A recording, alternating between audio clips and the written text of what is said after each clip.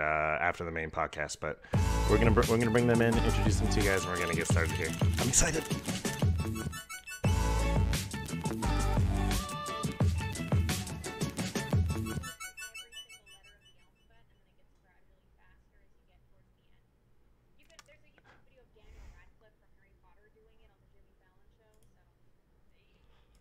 Surprise!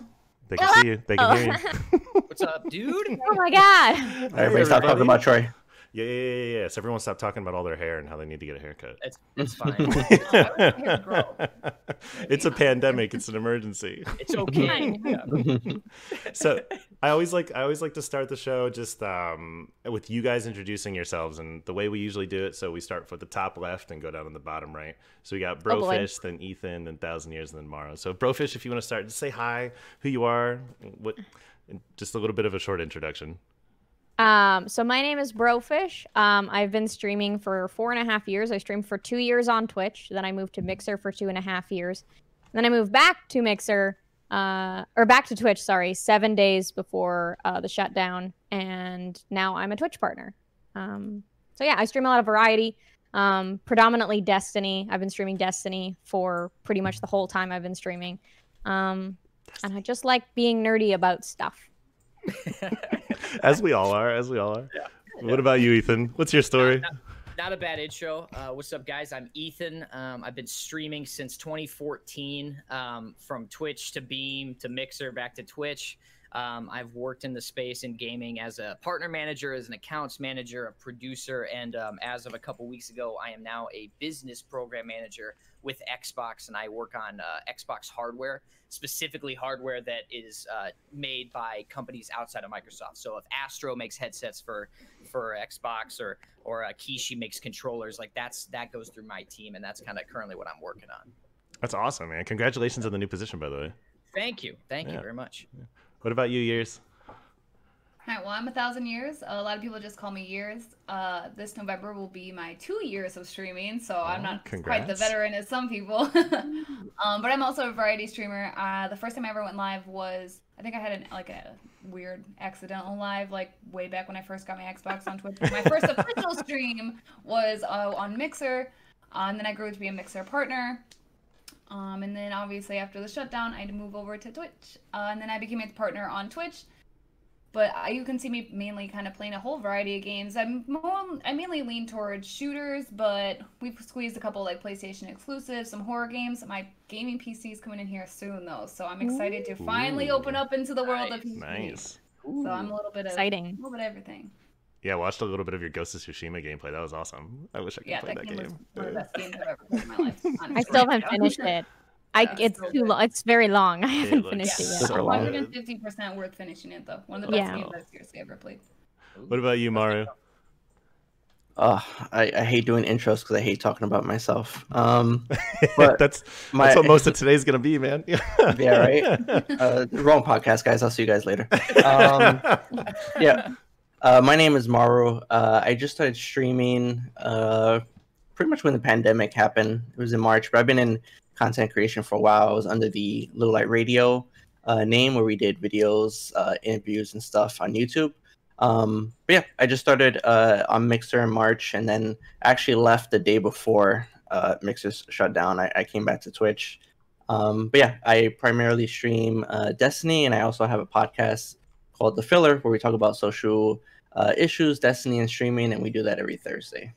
Yep, and that podcast is amazing. You guys should all stop by and check it out. Yeah, without The Filler, I probably wouldn't have gotten the idea for Mixer Stories. That was Troy owes everything to me. Oh, well, even my hair, man. This is a wig. He just shaves off his hair, and I just glue it. Exactly. On, Yeah, it's crazy. Exactly. It's really important. I appreciate you having me on, Troy. Yeah, absolutely. Thanks everyone for being on here. So I started this at like I said, after I was on The Filler, and I really wanted to be in. Really wanted to be more involved with podcasts and that kind of stuff. And after Mixer shut down, I was like, I want a place where I can get all of my friends and content creators from Mixer that I knew were absolutely amazing, or they could tell their stories from Mixer, or even now, because after a certain amount of time, I kind of want to see how you guys are doing on Twitch, what your future plans are, just so we don't lose that time on Mixer, because after a certain amount of time, you're no longer Mixer streamers, right? You're just streamers. You're on Twitch, wherever you are. It doesn't really matter. But I really wanted to remember what we had on Mixer because it was special, you know? Yeah. It was community focused. Without Mixer, none of us would be here right now. And it was really special for a lot of people. Right? Like, I think a lot of people forget that is like, it's 100% where you're from, you know, some people compared it to high school and now we're going to college, you know, whatever you want to compare it to, like, you can't forget where you came from and you can't forget the learnings. Otherwise, you know, what the hell were you doing over there anyway? Absolutely. Yeah. But I feel like Mixer was like the trial period for me. It was like the tutorial. I got like all the bad stuff out. I did all the things, everything, and then I was like, okay, I'm good now. Wheels. Like I definitely think like because I streamed on Twitch for 2 years, obviously, and like I streamed for 5 to 10 viewers on Twitch, and I don't think that I was a particularly great streamer the first round of Twitch, and I think that moving to Mixer, like I kind of threw away, like not threw away, I guess, because I still kept up with a lot of like my friendships on Twitch. But there was a part of me that wanted to grow, I guess, without the help of others. Like, I got in this really dangerous mindset in my first time on Twitch where I was constantly streaming and I was like, well, what if somebody raids me? What if somebody raids me? What if somebody raids me? And there was a point in content creation where I realized this is a dangerous mentality. Yeah. And so I thought by streaming on Mixer, I was kind of, you know what, I'm throwing myself into a pool of people that I don't know. So there's no reliance, there's no expectations, there's no, I know this person, hopefully something will happen, hopefully they will raid me. It's, I need to make a name for myself and I need to make my content speak for itself so that I can start from zero and make people want to watch me from the beginning. And so for me, Mixer was a chance to put aside, like I love the Destiny community, I love where I came from, but I needed to prove that I could do it, like, and stand on my own 2 feet. And I think that Mixer was a good chance for me to grow as a person without worrying too much about what everybody else was doing because I didn't know anybody. And I think that it really helped me to the point where when I came back in early June this year, I had finally become the content creator that I had hoped for, and I finally knew how to build a community myself. So when I came back, I wasn't coming back alone. I was coming back with a community that I'd fostered, and that's probably what made my return to Twitch mean something to me. They gave you a good foundation too, right? Like that community that came from Mixer. Like when I went from Twitch to Beam at the time, I was probably pulling, oh man, on Twitch I would get probably like the average of 300 some concurrent was about what I was pulling. And when I switched, only about 30 came with, but like immediately you realize that those 30 people, these 30 human beings, we're still, you know, human beings, like they care a lot about your content. They care a lot about you as a person, and they're more invested in your journey, whatever that is. And so you're already, even if you are like, so many people are like, now I got to start over. Now I got to do this. And it's like, you're not, because it's chapter 2. It's, you are starting over with a better foundation of where you're at. You have a community. I mean, starting with even 5 people versus 0 is a huge step up. At Twitch especially, you know? Yeah. There used to be a metric, and I don't know if it's true anymore, but if you stream for like 10 people or more, you're in like the top 2%. 90, something like that. Like 98 percentile. If you have more than 5 viewers, you are in the top 10%. If you have more than 15, you're in the top 5%. Jeez. It's something like that. I mean, it's so easy for somebody to just turn on their Xbox and put, you know, start stream. Yeah, and you have so many people streaming to nobody. And it became super apparent on Mixer when you saw all these like 0 viewer streams, no cam, just on the Xbox, because the accessibility was so high. The other thing that I think is important is I didn't lose my whole community when I came from Twitch to Mixer either. Like a really big portion of them came with me too. So I had like my 5 or 10 that were like my core, my mods, and like my best friends, and they all came with me. But like there was a bunch of people from Twitch, like of the 4,400 followers I had, like 10 came with me. But I noticed my retention, and we talked about this with a lot of people's statistics actually, is the retention rate going from Twitch to Mixer was much lower than the retention rate of going from Mixer back to Twitch. Oh, yeah. Like your core that you had built on Mixer, they were just happy to watch you, you know, wherever. I think I had maybe one person that was like when I switched was like, oh, Twitch is still bad. Twitch is still bad. And like I ultimately had to remove that person from my community because they were incapable of feeling happy for anything that I was doing on Twitch, despite the fact that we were doing better than I'd ever done. And they just could not for the life of them understand that I was happy on Twitch. And it just, it sucked. But, you know, I have amazing, for every one person that was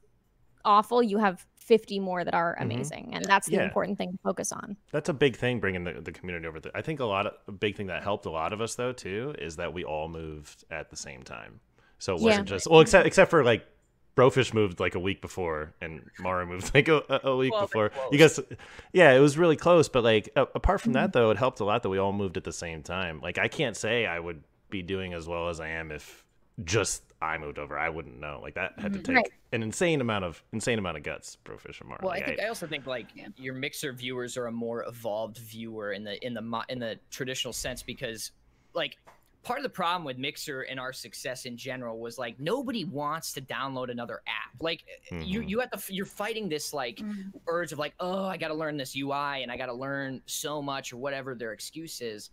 And ultimately, like everyone that's coming back to Twitch from Mixer already accepted that they probably have both those apps on their phone. Like they're already probably watching people on both sides, and these viewers are certainly viewers that are like, hey, get it. Like they're here to support content creators.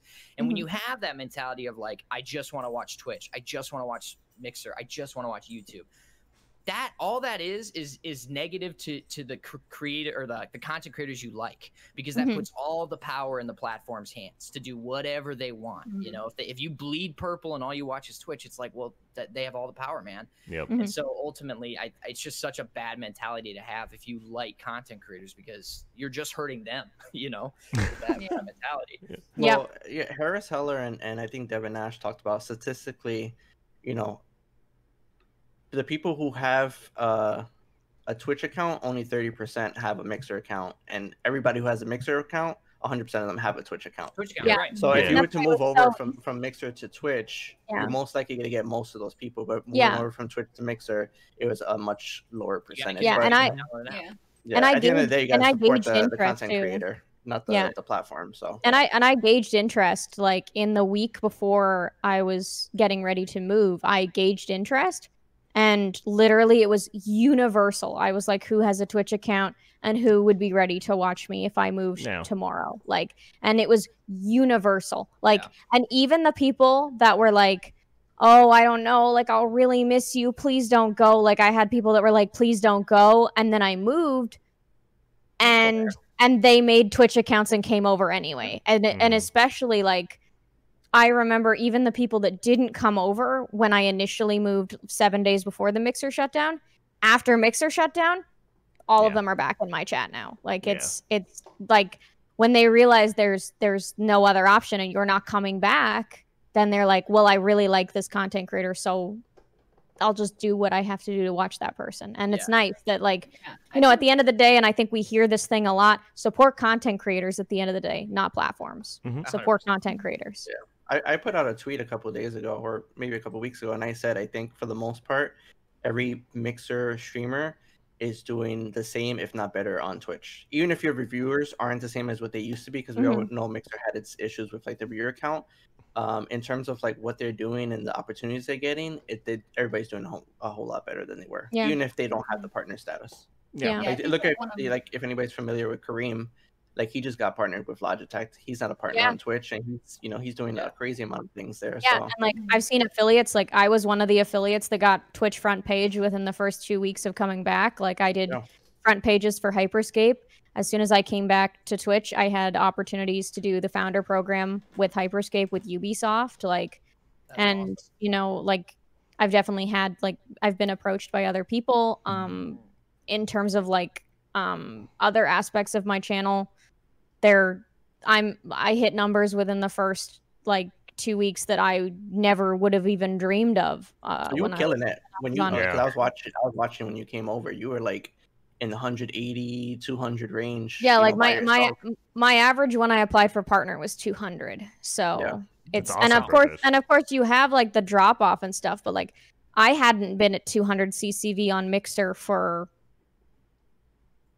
like a year probably, because I used to do like 150 when I was streaming like the Division and other stuff when that was popular, and then unfortunately I had people who, whether server issues or stuff that was happening, and they were like, you know, I just like it won't load on my phone or things like that, and like genuine complaints with like just the viewer experience. And then of course I came back, and a bunch of people in my chat, like I had 50 probably that I counted that showed up in my chat the first day I was back on Twitch. They were like, I can watch you again. I've missed you so much. I'm so happy that I can watch you. And I think I cried like every single day that I was back on Twitch, because I thought for the longest time that I did something with my content that made my viewer base got cut into thirds. And I thought for like 6 months that it was something that I was doing. There was something that I was doing wrong. And it really dealt me like a severe mental blow. So like coming back to Twitch and realizing that I was being way too hard on myself, and that the viewers were still there. They just, you know, it was just tough for them to realize like I was still being supported was crazy. And it's been an amazing 2 months, and I'm so grateful for all of it. So but, and I didn't even imagine that I would get partnered on the first try. Like that was the other thing too. And I'm just like, you know what? I just need to keep working my butt off and going from here. So you deserve that, Fish. And so do you, Years. Like there was a lot of backlash with a lot of like Mixer partners coming over, but you guys worked for your partnership. It's anyone who says otherwise is that never went through it. So it's the same backlash when content creators would come to Mixer and be like, well, they're not, they haven't built up on Mixer, and it's like, dude, they built something else yet. Like you can't just discount that. Like, and I mean, for what it's worth, like I applied like technically both ways. So I streamed for 12 days on Twitch, and on my 12th day I hit Path to Partner. I completed Path to Partner like any other Twitch streamer would have to do. I completed Path to Partner. I applied. I also included that I did have an established audience on Mixer, but by the time they got around to my application, Mixer didn't exist anymore. So Mixer shut down July 22nd. They were reviewing my application the next week. So by the time that they got around to my application, I got accepted July 29th. So by the time they were reviewing my application, Mixer stats and those websites were gone because the Mixer API didn't exist anymore. No. So there was no way that they could pull from my Mixer stats anyway. So I know in my heart of hearts that it was my Twitch stats, and that feels amazing. Like, that is awesome. Yeah. That's awesome. But I do want to get back. I want to get back a little bit to focusing on you guys as an individuals a little bit here. I want to hear about. We talked about a little bit before we went live about what made us start creating content. For me personally, it was I didn't know this. Ethan and BroFish was really similar. I didn't know anything about streaming. I didn't know a single thing, and I discovered Broman, Gothalion, all of Rare Drop pretty much.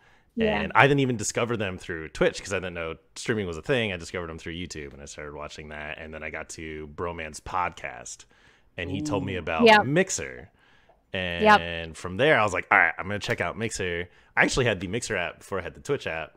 And I found a Duke of Flukes. Duke of Flukes and Black Label was the first people I ever watched on Mixer. And I was like, this is where I want to be. So I loaded up Mixer, and from there, that's where I personally started. I started from being unhealthily addicted to Destiny. And needing more content to finding it on YouTube, and then finding the podcast and going from there. But so where did you learn how to stream though? Like if you started from zero, you had to figure out how to turn on OBS. So was all YouTube. It was all YouTube. Yeah, everything was YouTube. Went through a million different types of YouTube videos, and it was a lot of trial and error. So I would go live, and half of it wouldn't work, or I'd be muted for the first like 10 minutes of the stream, or like I wouldn't have any audio, or like all the classic mistakes. But and then I was using Streamlabs at the time with all the wrong settings, so I was taking up like 90% of my CPU, and it was really bad. But yeah, it was trial and error. I mean, I'm still learning today. I mean, my chat calls me out a million times for incredibly stupid things I do today. But I mean, that's streaming though, you know, you learn as you go. But I want to hear more about how you guys. So we'll start with BroFish. What made you start creating content? What was your first initial like entry into that? So I was on a trip in Ireland, and it was right before the House of Wolves reveal was happening, and I was literally just sitting around in our hostel, waiting to go to a pub, and I pulled up Twitter, and Bungie was like, "We're doing a House of Wolves reveal for Prison of Elders," and I was like, "I don't know what this live streaming thing is, but I'm bored, and I want to know about Destiny," so I pulled it up. And I, was watching, they were revealing Prison of Elders, and it was Deej, and then there was another, I can never remember the Bungie employee, and I probably know the person now, and I apologize, no. but, and then in the middle, there was this bald guy, and it was Professor Broman, and I remember just watching and being like, man, this guy plays video games for a living, and he's having the time of his life. And like he's screaming, he's yelling, he's having fun, and then I was like, oh wait, he makes more of these videos? And then I was like, wait, they're not videos. This is live. This is like a live interaction that he's having with his audience. And so like I found his streams, and I was going through a really rough place mentally when I got home. Like it was the first summer that I hadn't worked in 6 years. I took the summer off in between college for mental health, and I was not in a good place. Like I was struggling to get out of bed. It was a really rough time in my life. And so I watched Goth, T-Rex, and Broman do Prison of Elders runs and Skolas runs every single morning with my cereal. And they helped me get through a really rough time. And over time, I thought, you know what? They have this amazing community. I watched, everybody react to Broman proposing to Amy and all of these things. And like you were getting deeply involved in the community, and you were growing to like love these people. And I thought, that's amazing. It's amazing that they've made a community out of this. I kind of want to build a community like this too. And I was looking for more people to play Destiny with at the time, because I couldn't do any raids because I was a solo player. And I was like, I need to find a way to find more people to play Destiny with, because I want to do all of this stuff. And I hung out in their streams for like a year before I finally started streaming in March of 2016. And I started doing like raid Sherpaing, but it's kind of hard to raid Sherpa when you have 2 viewers and you can't really get a team together. So I eventually just kept going at it and kept streaming, and eventually started doing things with an audience. And eventually Goth came into my chat one day and was like, do you want to raid with me, Sarah Daniels, Chariona, and a few other people? And I like lost my mind. I still have a clip of myself screaming and being like, oh my god, Goth wants to raid with me, this is the best day of my life. Like that's awesome. so like flash forward, like I've had the chance, of course, to meet all of these people and tell them about the impact that they've made in my life, and had the opportunity to become close with them, and, Goth moving over to Mixer and mentoring a lot of people and supporting me and helping me as a content creator has been amazing. And so I got my start in the Destiny community. I've continued to stream in the Destiny community. And now coming back to Twitch, coming back to, weirdly enough, exactly the place that I started streaming. It should have been scary moving from Mixer back to Twitch, but it really just felt like coming home to where I started. Mm-hmm. And you talked a little bit before, Ethan, about like it's where you got your start, and how Mixer is where you got your start. And for me, the Destiny community on Twitch is where all of this started for me. So that's being awesome. back here and now doing raid Sherpaing with people in the Destiny community, it's wild to have people be like, I want to raid with you, I want to raid Sherpa with you, I want to do anarchy runs with you. And I'm like, being the person that I, like being able to be the person for others that I, looked up to back then when I started has been a journey. So it's wild, and I wouldn't change a bit of it. It's come full circle. It's awesome to hear. Mm-hmm. But what about you, Ethan? Oh man, it's a long story. I got to figure out how to shorten this thing. So how I got started streaming. So I dropped out of college the first time because I hated it. No other reason other than I hated it. And my dad was very much of like, well, what do you want to do, man? Like he's like, I'm not pissed that you dropped out. Like I just want to know what you want to do. Like let's figure this out together.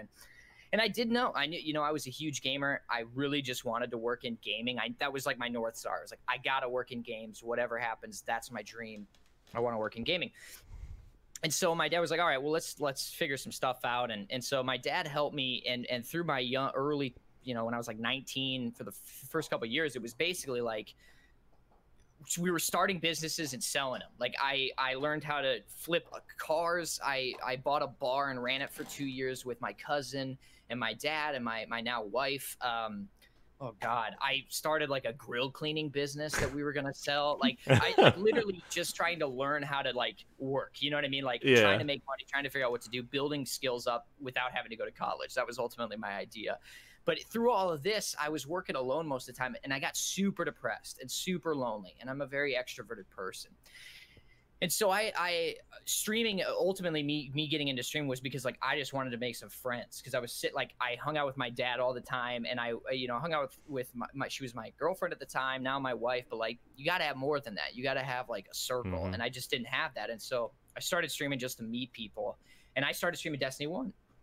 And I streamed through the PlayStation 4. And so back in the day, if you don't remember, when you streamed through the PS4, you would show up on PlayStation's directory of streamers, but only PlayStation streamers showed up there. So I blew up. Like within weeks, I was pulling, hundreds. And I was pretty good at Crucible. So I would do Trials of Osiris flawless runs all weekend. Like I would say, hey, $5 and I'll get you a flawless run, like, let's do this. And I was actually doing them for free, but then people started tipping me and I was like, well, this is going to work. It's going to work. Right. It was 2014. I was a dirtbag. In any case, though, like all jokes aside, it was a great way to have some fun. I loved Crucible. And so I started doing that and eventually branched out to other games. And I really hit my stride in Dead by Daylight. No, I'm sorry. What was the other zombie game, the open world one? The sequel's never coming out. Dying Light. Thank you. The sequel's never coming out. Yeah, they keep delaying it. Parkour Zombies. Yes, Parkour Zombies. And so that's when I first cracked like 1,000 concurrent on Twitch and like all this stuff, like huge milestones. And at this point in my career, I was like, I went back to college to get a degree in marketing because I was trying to become an accounts manager, which I thought would be my easiest entry as someone who's not very tech savvy to get into gaming. So I got a 2-year degree and I almost didn't get it. So I had to stop streaming because I was failing accounting. And if I didn't pass accounting, I wasn't going to get my degree. So I literally was like, guys, I got to stop streaming for 2 months and finish my finals. And so I did that. I passed. I came back to stream and I was pulling like 50, maybe 40, 30s, still great numbers, still all awesome friends, but obviously a massive deficit from what I was before. And so for me, while all this was going on the side of this, I started volunteering at a website called Lift Gaming. I don't know if anybody remembers this website. It's where I met Prestonality, who was a murder clock at the time. Rocket Bear it's how I met Rocket Bear. Oh, sweet. And Matt and James, who created Beam. And so what it was a website to teach people how to stream. Like it taught you, that's how I learned how to stream on a computer, like to evolve my stream beyond just streaming through the PS4. I learned how to do audio through that. I learned how to, run video, pretty much become a producer. And I met some amazing people. And I remember we had like a weekly talk show and they asked me to be the host of it. And that was like my dream. Like talk shows are my favorite kind of content. If I could just do talk shows for the rest of my life, I would. Like if I could host a talk show, that would I'd die happy. So I got to interview Matt Salsa. And I didn't know who he was. Like they literally were just like, can you host this thing? It's tonight, please. And they sent me like a list of questions. And I remember DMing Preston, who was my host, and being like, who the hell's this kid? this 16-year-old kid. Like who the hell is he? He's like, bro, that guy created Beam. and through that interview, like listening to him talk about the platform, that's when I realized I wanted to stream there. And furthermore, it made me realize I wanted to work for them because I was just like, you guys got a lot of passion. This product is really neat. Like if you ever have openings, hire me. And so I pretty much, months go by, I'm streaming to Beam at this point, met them at PAX South and was like, once again, I was like, hire me. Like as soon as you have openings, like I'm eager, I'm excited. And so as soon as job openings, you know, came to be, I applied, and then it took them 3 months to get back to me. I didn't hear anything for 3 months. So I was pretty confident I wasn't going to get hired. Yeah. And then, you know, I get a call out of the blue from James. He's like, "You want to do an interview right now?" And I was kind of like, I guess. You know, like, where the hell did this come from? And fortunately, you know, I got the job, and kind of the rest is history. But it was such a crazy journey to that point, because like I said, I just wanted to work in gaming, and streaming really enabled me to make friends, like just meet people and get me out of a rut. But it taught me how to be a producer. I mean, without streaming, I got a job as a producer at Mixer, and I got to work with like people that had won Emmys in production. And I started on a PS4. And so I love telling that story to people, because it's like, you can just, like, if you want to do something, you just got to grind, baby. Like whether it's streaming, you want to be a mechanic, you want to be a chef, like whatever it is, just do it and do it a ton, like work super hard. And you know, you might get lucky. I mean, it's definitely a little bit of luck, but yeah. But I was lucky enough to get to work with an Emmy award-winning team, and our field crew at E3 is the same production company that does the Emmys, the stage crew.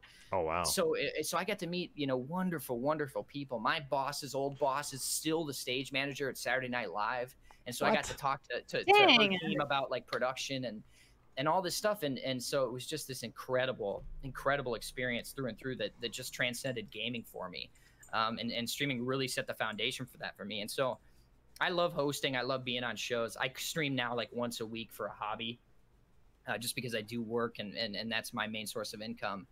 So for me, it's purely a hobby. It's a great way to connect with people, and I still, some of those people I met in 2014, I still game with now. So it really worked out for me. Very long story. I apologize. I know. No, that was a great story, man. You got a lot of history, and all of it matters. I mean, that's why this exists, man. Yeah. I would love to hear a talk show that's made by you, man. I'd be all about it. Thanks. Make it happen. I'll be there. For sure. Yeah. Sounds good. I've been talking Thank you. I've been talking to Steiny, who some of you may know, and about like doing some stuff like, how do we do a Level Up Cast After Dark edition, or how do we do that'd like be great. a morning show or something. Bring it back. Bring it back. Just flip the logo upside down and be like, it's different. It's fine. It's different. Yeah. But what about you years? How'd you get started? So we were talking about this a little bit before we went live, but this is kind of an embarrassing story, a little bit about how I got started streaming. So I'm actually pretty new to streaming still. This November will be 2 years into streaming. Woo! Still awesome. Yeah. So I didn't know anything about anything. Basically, I didn't know about Twitch. I didn't know about Mixer. But I know I had an Xbox. And I was like, what is this Mixer app on my Xbox? I don't know what this is. So one day I clicked on it, and I just clicked on the first stream. Still didn't even know what a stream was, but I just clicked on this person. His name was Coven. I was like, I don't know, we'll see who the heck this guy is. So I went in there and watched for a little bit. Now as a streamer, it's a really just embarrassing that I said this, but I went in there, and so I've noticed people were like following this person. So I was like, oh, this must be like, I don't know, adding someone on a social media site or something, you know, following on Instagram, you know, I must get notifications or something. So I go ahead and say, like, I say in Coven's chat, and all of us know who Coven is. He's an incredible content creator, great role model. He's the whole package. So me, not knowing what I'm doing, I type in his chat, I said, what makes you so good I should follow you? Because I thought, I don't know, I think I'm some celebrity or something. My opinion matters. And he's just like, and actually Coven, instead of being rude or anything, he actually gave me a genuine response, and I was like, I just subscribed to him right away. I didn't know what subbing was compared to following, but I was just like, okay, take my money. Like, that was a good enough answer for me. And then from then on, me and my sister actually would come home and we'd watch him every night. We'd play Jackbox with him. This was back when Coven played Fortnite. I actually got to play Fortnite with him. I thought it was the coolest thing ever. Like, you know, we won games together and stuff. And every night I would come home from work, my sister would come home from school, and we watched Coven stream. And I just got to be really good friends with Fainter, who was one of his mods. I actually got to meet Nick's Insane, who was another one of his mods, because he lives right by me. We actually grabbed lunch together one time. Like, I made genuine friendships through Coven stream. And as the time got on, my work schedule changed because I got a bartending job. So by the time I would get off work, his stream was already over, and I kind of felt empty, you know, like a whole part of my life that I like went and hung out with every day was gone. So I decided I need to make that for myself then around my schedule. So I didn't know what I was doing. I went live on my Xbox and streamed every day. I would stream some Jackbox. Actually, Sundog, who's in the chat right now, he was like the only person that watched my stream ever. But I'd stream Jackbox, and I had some of my IRL friends come and hop in some games with me, and we'd play some Black Ops, like the Blackout mode, like the first kind of like battle royale. Oh yeah. Of Call of Duty, and we do like custom games. We'd have a couple people, hop in, and next thing you know, like people really enjoyed it, and a month or two went by. Next thing you know, 3 months into my first time ever going live, I got Mixer partner. I didn't know what it meant. Still, honestly, I didn't even know what it meant to be a Mixer partner. I just know I got it. Like, I was like, oh, sweet. Like, cool. Like, now I get to really start. Like, I'm cool now, I get to be like, cool, but I'm cool. And then, honestly, for me, it really didn't slow down from there. Streaming just really picked up for me. It popped off. I was doing really great. And I really, honestly, it kind of saved my life. I got into, as much as, like, sitting in front of a computer screen and playing games all day isn't necessarily healthy. It was a lot healthier than what I was doing with my mental health. So, in a long story short, I kind of got into streaming because I need to save my mental health, and I did. I feel that spiritually. Yeah, me too. That's like 3 for 3. Yeah. Yeah, like I talk all the time. Like, streaming did save my life. Like, as much as there was stuff that I was going through where I could turn on the camera and I could talk to people. It helped my social anxiety, and like it gave me a reason to want to like keep getting up and keep doing things like. And it's surprising to talk about how many content creators their journey starts in mental health and wanting somewhere to belong. Like, as much as we create communities where people can belong, we also, in a sense, are looking for somewhere to belong as well. Oh yeah. I mean, you need to think about what motivates someone to strive for something like that. And I mean, 90% of the time, any content creator you talk to is going to have a similar story. You're looking for somewhere to belong, looking for someone to raid with, even, or someone to help with a certain game. Yeah, exactly. Someone that understands what it's like to like feel like somebody who was weird, because like I pretty much hid that I played video games because I grew up in a really small rural town in the middle of nowhere, Canada. I'm pretty sure I'm the only girl from my town that's ever built a gaming PC. Like, I hid from like all of my sports teammates that I played video games. It was like, girls don't play video games where I lived. Like, if you asked to play video games as a girl at someone's house, everybody laughed at you. Like, and I just wanted to play freaking Gears of War, and they wouldn't let me play Gears of War with them. And like, I sure showed them, like, but like, I went to college and I realized it was like, I went to college and it was the opposite. Like, everybody was like, oh my God, girl that plays video games. And I was like, what the, like, and then all of a sudden, like, high school. Like, yeah, and I was like, oh my God, like, okay. And I completely understand that, because I grew up in a Absolutely. I grew up in a household that like gaming was a huge no. It was my mom straight from Korea. My dad was like special forces in Nam, and like everything's no, gaming is like so my parents my parents actually, like, funny story, my parents actually tried their hardest to not have us play video games when we were growing up. So my parents had like a Super Nintendo and everything, but then when we got older, they got rid of it, right? So they were like, you're gonna play sports, it's fine. You do karate, and I did like all of these sports, karate, everything, and golf. And then I went over. I had a teacher, and my parents were both teachers as well. So we had teacher friends of theirs, and we went over to their house, and the friends were like, oh, we have an Xbox downstairs. Do you wanna go downstairs and play the Xbox? And we had heard like of other people, and I'd been to friends' houses, and like I very rarely got to play video games, and I was like, oh my God, Xbox. And so we played Gotham Racing, which is an old racing game on the iconic. And like and we got addicted to video games. And so like my sister and I did chores, and we were like, we'll do whatever chores mom and dad want. Can we please have PS2? And then I started playing Final Fantasy X, and that was it for me. And I was like, JRPGs, yes, let's go. And then I started playing video games, and my sister and I were addicted to video games. And like, my mom's like, dang, we really tried. And then the family friends like screwed it up for all of us. And then like, 12 years.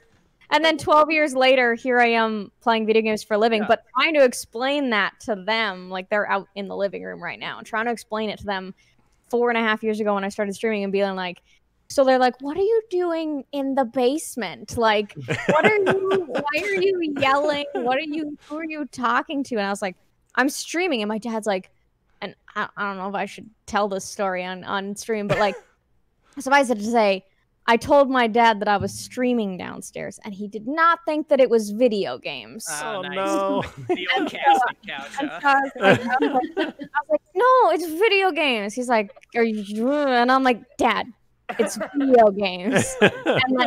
And like now, like in the last year, my dad's been like telling his students, she's like, yeah, my daughter, she's like Ninja, but like poorer. And I was on the front page next to Ninja on my birthday, and he goes around and he tells us his grade 9 class, he's like, she was on the front page of Mixer next to Ninja. She was doing stuff next to Ninja. And like, I'm like, it's not that big a deal. Like, it's not that crazy, you know. That's but awesome, like though. the thing that I started from parents don't want me to play video games at all to now I play video games for a living. It kind of backfired on them. But it kind of makes sense, right? Because like I don't know what parents like how many times you hear this, but like every kid is gonna do the opposite of what their parents tell them. Like no, like my dad was like not NBA, but he was big in basketball, and I hated it. Like just was never my thing because it was always like he was always wanting to shoot hoops. You know, he was never a gamer, so I think ultimately that's part of why I got into it. You know, kids just don't want to be their parents. Oh, absolutely. I mean, I wasn't able to play games until like sophomore in college. Oh wow! Like, because back then my parents were all like, you train, you do martial arts. Like, you wake up at 4 in the morning, you train, you come home, you train. Like, you go, like, this is all you do. And then when I went to college, I didn't go to a single class. Like, my whole like sophomore year, I played Destiny, man. Yo, it was the same thing. Troy, I skipped class for taking King Launch. Oh, absolutely, 100%. I didn't miss a single day 1 raid. I was level 28 for VOG. Yeah, but what a great, still the best raid in my opinion. Oh, absolutely, it's coming back. Oh, absolutely, can't wait for it to come back. Yeah. We should get a squad together and do it when it comes back. 100%. But what about you, Mar? I don't want to get away from this. What about you, Mar? What got you into content creation? What made you start? Actually, before you start, I knew of Maru before he even knew who the heck I was or anything. My first week on Mixer, I got rated by Nogi, and he still has me call him that, Nagi, but Nagi. And I knew of them through Little Light. So for me, it was like, holy, I know these guys. This is awesome. Like, you guys are big. Like, I know you guys. Like, so it was big for me. But I've known you guys for years before I even knew of streaming. But how'd you get introduced into like content creation? Yeah, so I used to actually I used to be a store manager for GameStop way back in the day. So I've been in gaming since I was like 3 or 4 years old. My sister actually taught me pretty much everything about gaming because she was a gamer herself. But yeah, we would. Me and Nagi actually used to work for me at GameStop, and Destiny was coming out with the alpha, so we got to play that, and we were pretty much talking about that game like every single day. Every day we would have conversations, everything we read online, everything we read in Game Informer and all that stuff. And then one day I was just like, yo, we have all these conversations, and I wasn't too big into Twitch or anything like that. I was more like watching YouTube. But I told him. I came up to him and I was like, we should do a podcast, and he was totally down for it. And then we got a buddy of ours, his name is Purple Juice Man, and the 3 of us we got together, and I think it was about every week we would film a video, and we would talk about Destiny, whatever was going on in the community, and yeah, we kind of formed that group, and it was primarily on Instagram. We made a big following off of there, because each place has its own community. Reddit has a community, the Twitter community, and then the Instagram community. So in the Instagram community, we would interview people. We made a lot of memes, and we just made a lot of jokes. It was just like funs and laughs. But in terms of streaming, Nagi we had a Twitch account, but it was just the name of Little Light Radio. And Nagi was like the spearhead for that. I streamed maybe once or twice, but I never was like fully comfortable with it. I'm more of like behind the scenes kind of guy. So he did that for a little bit, and then we came to a point in the content creation about 2 or 3 years after where it was like we wanted to grow as individuals, and we couldn't really do that in a group setting. So at that point, you know, he went off to make a name for himself. And then I still worked with Purple Juice Man to do Little Light Radio, and we still run that Instagram account, again, just making like jokes and memes and stuff like that. But it wasn't until March of this year when COVID happened, and I was just thinking to myself, like, hey, I really want to get, you know, back into doing content creation and streaming. Like, I want to try out the whole streaming game. So I made a whole account on Mixer, and I started streaming on there, and it was a little weird at first, but I made like a little community and did that for a couple months. And then, like I said, the day before Mixer shut down, I went over to Twitch. But for me, in terms of content creation, what I always wanted to do was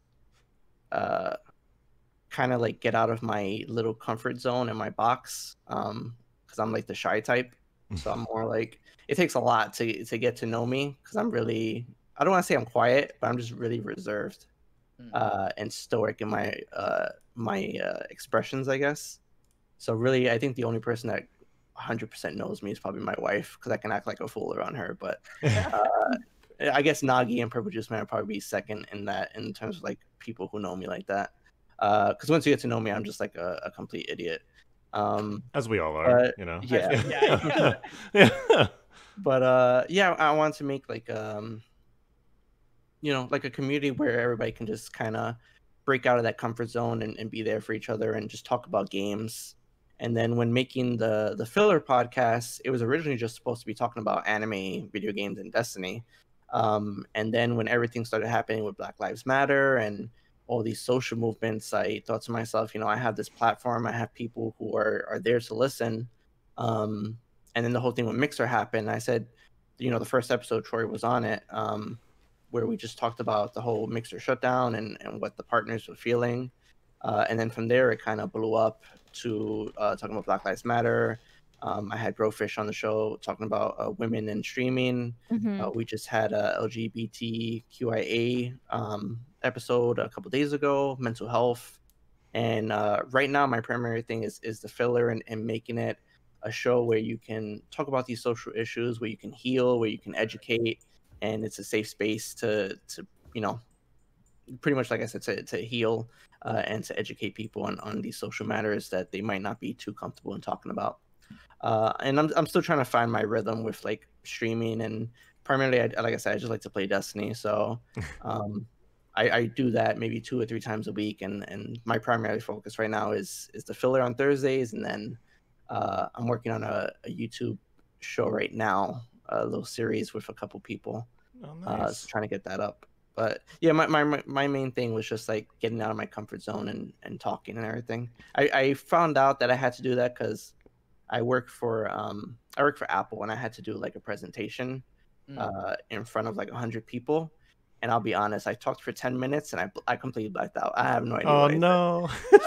It was good because everybody was like laughing and like laughing with me, not laughing at me. I made some jokes, and you know, people appreciated everything I said.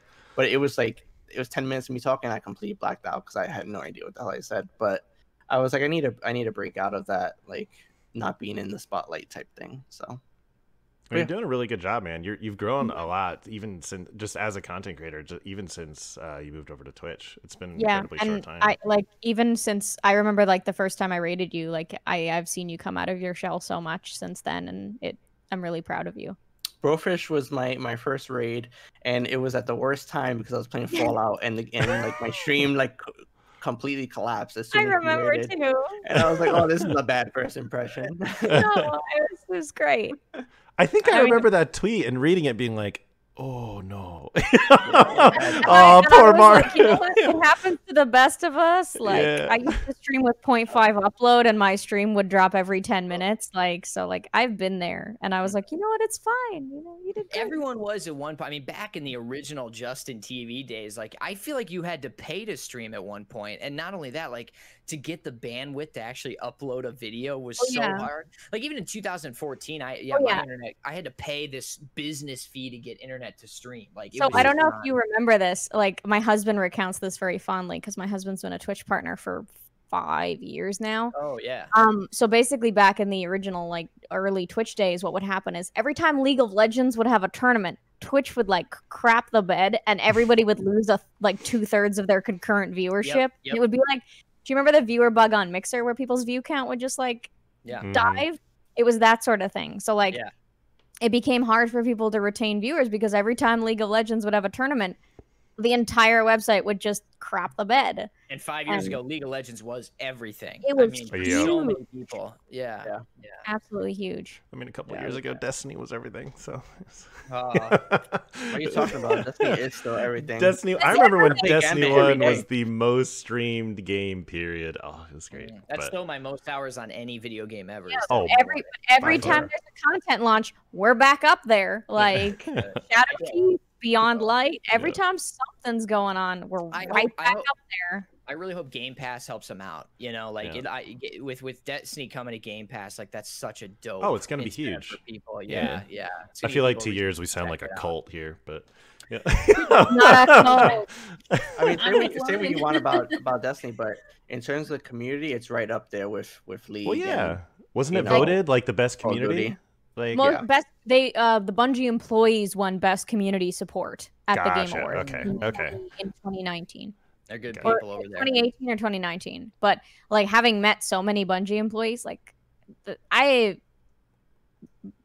you can say whatever you want about where the state of the game is right now, but like you get the impression from them that they care so. They care so much. They were with us. We were at the Black Lives Matter protests a few weeks ago, and like half of Bungie was there protesting. You know, like they just care so much. I saw so many people that I know, and and having like they invited me out to play test some content back in December, and like they had everything. Like they had everything planned. They flew us business class. Like they took care of us for food. They took care of us for everything. And like there was an issue with like my hotel, and like they accidentally charged me, and like the employees were like so quick. They were like, "I'm so sorry. We'll get it all fixed." Like that's awesome. Yeah. And they took the time to like really talk to us and relate to us, and like you can see from that office and all the work that goes into it, like they care so much about that game. And that's why for me, Destiny will always be home, because the game fundamentally has both saved my life and changed my life and put me in the best position my life has ever been in. And I'll never forget that,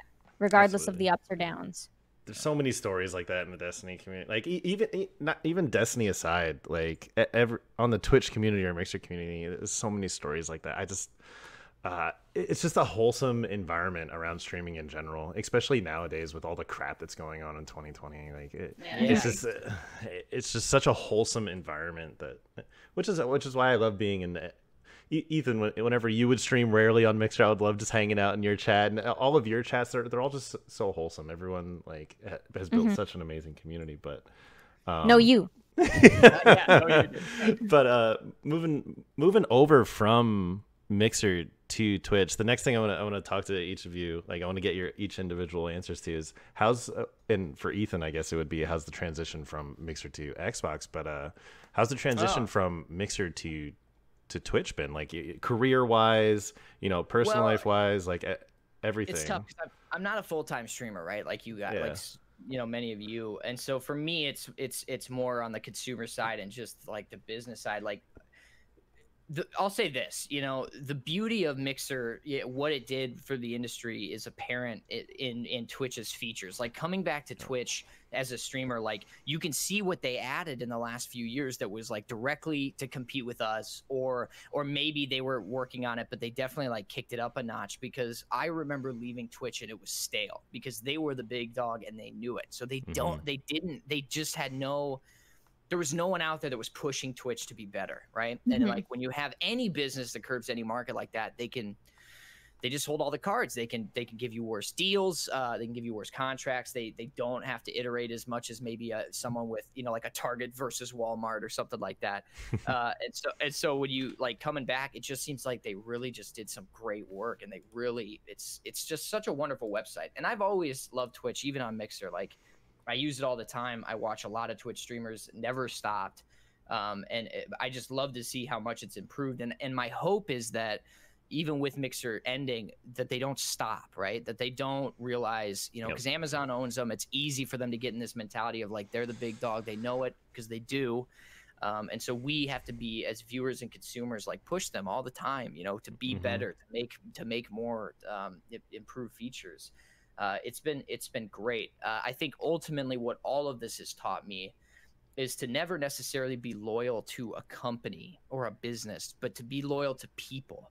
And so when things went down, you know, and I was at risk of losing my job, it was the people that I had worked with over the years that have been like, you know, hey, tell me what you need. Can I get you in touch with recruiters? You know, like, let's talk about what you did at Mixer, and maybe we have space for you here, you know, and I won't call, you know, say names or companies, but I had people reach out from all over gaming, and that touched me in a way that I just can't even explain to you now. Because when Mixer went under, we were in Texas because we were dealing with a terminally ill family member, my sister and I. It was Cooley Smiley. Many of you may know, Mixer partner, now Twitch partner. So we were down there when we got the news, you know, and it was at that point I was like, I can't think about this. Like, I can't think about Mixer. It doesn't matter. Like, our uncle's passing away. We got to be here. We got to be present. And so I think that was a blessing in disguise, because it made me realize that, again, people matter, right? More than a Mixer or Twitch or what, you know, whatever it is. And that's a sappy thing to say, but it's true. And so that's, you know, when I see people come to Twitch and moving over, like, I love seeing you guys do this, you know, staying in touch and hanging out with the people that you still that you loved over at Mixer, because ultimately, like, that's the shit that matters. It really does. And so it's been a good transition. My new team is wonderful at Xbox, really passionate people. Mixer was a startup. I mean, even when I joined that team, like, even before the acquisition of Microsoft, like, there's always in the back of your mind, like, we could fail, you know, this could end this year, next year, whatever, because you're a startup. Like, I mean, even up until the acquisition, we were fighting for pay, you know, like when you have no money, you're just fighting for paychecks. Like, is everyone getting paid this week? Like, are we doing this, and this? Like, what are we doing to continue get funding from TechCrunch or whatever, you know, investors we can get that believe in us, like all these things. And so it was just 1,000 miles a minute every day. And when everything went down, like, it was the first time in years where I could just kind of breathe, you know what I mean? And so I love it. It just, I got to think so much about, you know, what really matters. And just, you know, it changed me a lot, I think. And maybe that was because I was also dealing with a family emergency or whatever. But yeah, I just don't feel like the same person coming out of that. Yeah. Sorry to hear that, man. But I mean, no, it's a good thing. Yeah. You know? Like, ultimately, like you said, like, it's the people that matter. The relationships that I made working there were so incredible. And like, I'm still in touch with so many streamers. I'm playing Total War with Spartacus this week. Like, there's so much positive that came out of this adventure, and I learned so much. And I'm sad to see Mixer end, of course, but like, I wouldn't change a lot of what happened, because again, we learned so much. You guys, everyone's doing so well on Twitch. Like, you know, it's great. It really is great to see. And I think it's because a lot of us, we did a lot of good stuff over at Mixer, or, and not just on the platform, but like streamers doing a lot of good within communities and with one another. And so that's the stuff that I don't want to see disappear in a year. You know what I mean? I don't think it will. I mean, a lot of us on Mixer made what I consider lifelong friends. Like, I'm going to talk to like pretty much everyone, because I'm in this in the long run. Like, I love what I do here. I love the people I've met. Like, I imagine I'm going to meet up with all of you guys at a GCX or a PAX West or something like that way down the road. Like, it's you're making lifelong friendships here. I'm going to scope you out at a convention and be like, where's Troy? And he's not going to see me coming because my head's going to be buried in the crowd. And I'm going to like show up and look up at him and be like, hello. You'll be able to spot me. I'm wearing my striped Mixer hoodie. Yeah, it'll be great. There you go. But I want to hear from the rest of you guys too. What about you, Maru? How's the transition been? Your content has made. I'm really interested to hear this, because your content has made such a change from Mixer to Twitch. Yeah, I mean, when I was doing Mixer, I was literally just pressing the go live and, like, you know, playing Destiny. And that was pretty much it. And I did a little bit more Rarity there, but I didn't put as much effort as I should have in terms of making a community elsewhere. Because really, you know, I watched a lot of Harris Heller and Devin Nash videos, and Mixer and Twitch don't have I'm completely blanking on the word. There's a word for being able to like find new people. They don't have that discoverability. Yeah, there you go. Discoverability. Yeah, thank you. The algorithm is what you're talking about, like the algorithm, but discoverability. There's no feature like when people take in content, they're so used to Instagram and TikTok where you're scrolling through a feed and you're absorbing, 15, 20 seconds, 30 seconds of content. They don't have that on these platforms where you have to click, you have to watch a 30-second ad. Right. And then, hopefully you're hoping that somebody sits through a 30-second ad, and then you're hoping that because you only really have 10 or 15 seconds to grab somebody before they're out. That's right. It's very, very fast paced, and streaming is very difficult to do that. So I wasn't doing anything outside of Mixer to grow myself as a creator. I was literally just pressing the go live button and just hoping people would come in. But like I said, I made a lot of friends there. I met Troy, I met BroFish, Ryan, Kareem, a lot of cool people I made those connections with. And after that, when I was moving over to Twitch is when I was being more active on Twitter and talking more to people and trying to put myself more in the community. I've always been in the community, but more like outside looking in and not really engaging with people. And I just started talking to more people, just having genuine conversations, playing with more people.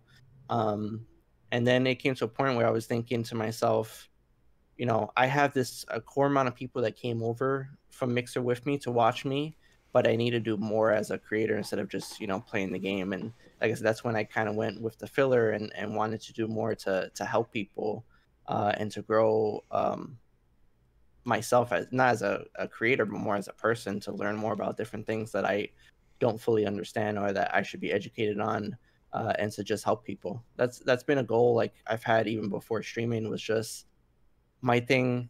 I've been writing a book forever. Like I feel like I'll never finish it, but I wanted to write a book, and my goal in that book was to write something that was able to help even just one person in their life, in a profound way that changes their outlook and changes their viewpoint on things in life. And with streaming and the filler, I was able to do that. Like I've gotten DMs and I've had conversations with people who are like, thank you for, educating me on this, or thank you for having this platform where I can ask a question and learn something, because I learned something new that I didn't know today, and I can go into life now with that different outlook and hopefully be more positive. So, that's all I ever wanted to do. And I feel like, I can quit now and I'd be happy in the fact that I did do that. But obviously I still want to keep going, because there's still a lot more people there who still need this platform to heal and to learn. So yeah, for me and everybody I've seen, the move over from Mixer to Twitch has been nothing but positive. At least in my experience, I haven't seen one person who has moved over from Mixer and is doing worse than they were doing before. Even if, like I say, even if the numbers aren't there in terms of what I've been seeing from like subs and in terms of support, especially that first week or two, the Destiny community came together from Twitch and they helped out so many people. Glad. Even Harris Heller, who doesn't really play Destiny, but he was just helping out a bunch of people. Sam also. It's just been amazing. So I don't know how it's been, for people who've moved over, to Facebook gaming. I'm not too familiar with that, but from what I've seen from Mixer over to Twitch, everybody's been doing amazing. And I feel like we've grown as a community, but I still do think that Twitch does need a competitor, because just like Ethan was saying, if they don't have anybody to go up against, they're just gonna become stale and it's just gonna be the same old business. Yep. And I think YouTube, it can give them a run for their money if they manage to fix their UI and make it somewhat presentable so that people can actually use it. Because I went on it and I'm pretty tech savvy. I do tech for a living, but that UI is something else. But I think with everything that's happened, specifically in the Destiny community, and then that branching out to everything that's been going on with the community as one healing, Twitch has gone in a positive direction. I'm really happy with the connections I've met and the people's lives I've been able to hopefully shed some positive light on. So yeah, that's awesome, man. It's been an amazing ride, and I don't I'm not trying to praise myself, but you know, the fact that I've been able to do this since for only a couple months. I started in March, pretty much. I'm happy because I thought it was gonna take a while for me to get to this point, but it only took really a couple months. I know COVID is a very bad thing, obviously, but if anything good came out of it, it was that I was able to do all this with all the time I had. Yeah, a bit of a blessing in disguise for you, right? Sure, yeah, definitely. Pretty much. Yeah, and I have to thank my wife for being patient with the long nights of me working and doing all this stuff. Yeah, and she's been a trooper and amazing through it. So I have nothing but high praises for her. I think a lot of us can speak to like our partners being supportive. Like I couldn't imagine doing all of this without Mitsu. Like I couldn't imagine doing any of this without his support. He was the person that decided to support me when I decided to go full time on Mixer and quit my job at the office. Like he was going to pick up extra shifts as a Starbucks supervisor to help to make sure I was okay. And then he landed his contract with 2K, and we've both just been supporting each other as much as we can ever since. And I couldn't imagine being with someone that doesn't understand what streaming is and doesn't support that. Yeah, without Mallory, I wouldn't be here in the first place. Like when I got laid off from my one job when it went under, she was like, it was the same month that I got partnered on Mixer. Wow. And yeah, it was the same month. And I didn't tell anyone that I went full. Like I was already streaming 12 hours, working 8 hours, and then sleeping like 2. Yeah. And then I'm still not convinced that Troy actually sleeps. In the morning he's streaming, and when I go to sleep he's streaming. Like I never see him sleeping, so I'm not convinced. I need your girlfriend to send me some videos of you sleeping. Well, that's creepy, but you know, I'm just kidding. But I've had really bad insomnia since like I was a kid, so why not do something with that time, you know? Yeah, and I remember being like, Troy, are you still up? Like, I remember I went to bed and you got raided by Glad, and I woke up in the morning and you were still going, and I was like, you were doing a prophecy dungeon. I'm like, you are still going, and I was like, well, yeah, I mean, you get raided by Glad, that's like 500 cups of coffee into your blood. Everybody knows if you're in the middle of a stream, if you've been going 8 hours, you get a big raid like that, you're staying on. You're going, like, you know, like, and I remember working 40 hours a week as an office manager at a chiropractic office and streaming 30 hours a week before I was able to go full time. And like, I don't think people realize, like, sacrifices happen when you want to make this work as a career. And like, they're like, oh, I could just, you know, I could do 2 hours a week, 3 hours a week and make it. And I'm like, no. There's a really good show. Unless you got a really unless you have the best dang show ever. Like I gave up a lot. Like I gave up a lot of my social life. I gave up a lot.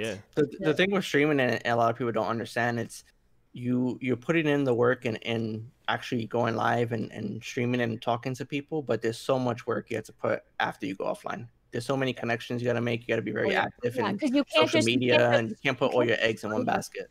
And you can't just stream and not talk to anybody either. You can't I don't know very many content creators who make it on their own and don't have a support network, or don't have other friends that stream, or don't have communities that they interact with. Those don't exist. No one who, I don't know too many people who run a solitary community and don't talk to other streamers that are successful. Because like at the end of the day, like it's like really, no one does it on their own. That's the 1% of people, and more so when I see them, the people I see doing that is the people who are like so freaking good at a game that they're amazing. That people even then they still have a support. About being they also at the same time, those are the people who talk on Twitter about being the loneliest. And mental health is huge in streaming. You know. Well, I always say like, go ahead. No. I just like no one accomplishes anything on their own, and that's the case in like that transcends gaming. Like you just can't do anything on your own. Like you need help, you need a support network, regardless of what you're doing in life, regardless of your career, your lifestyle. Like we just need each other. Streamers wouldn't be where they are without people. I say this all the time on my stream. Without viewers, without community, without everything, I would just be a dork talking to a camera for 8 hours a day by myself. Like I literally could not do this without the support of other people. It's impossible.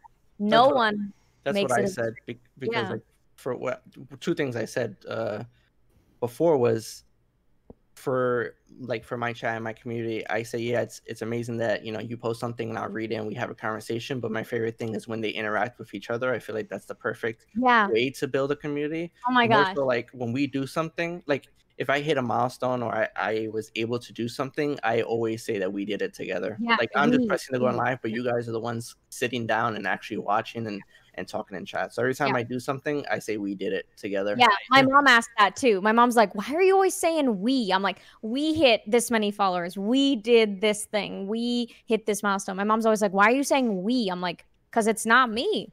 It wouldn't be possible without me. And I think...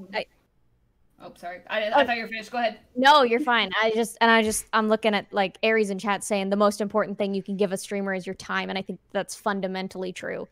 I think that is one of the truest statements about streaming is the best thing that you can give a streamer is your time, because whether or not you can afford to support financially, somebody's got to be there to watch. Somebody, we still, you know, without anything else, having people there to talk to is the foundation of everything that we do. And it's what makes it for me is the conversations every day. I enjoy them every day. And I think that's across the board for every streamer. I mean, if it's not across the board for every streamer, I think you're probably in the wrong.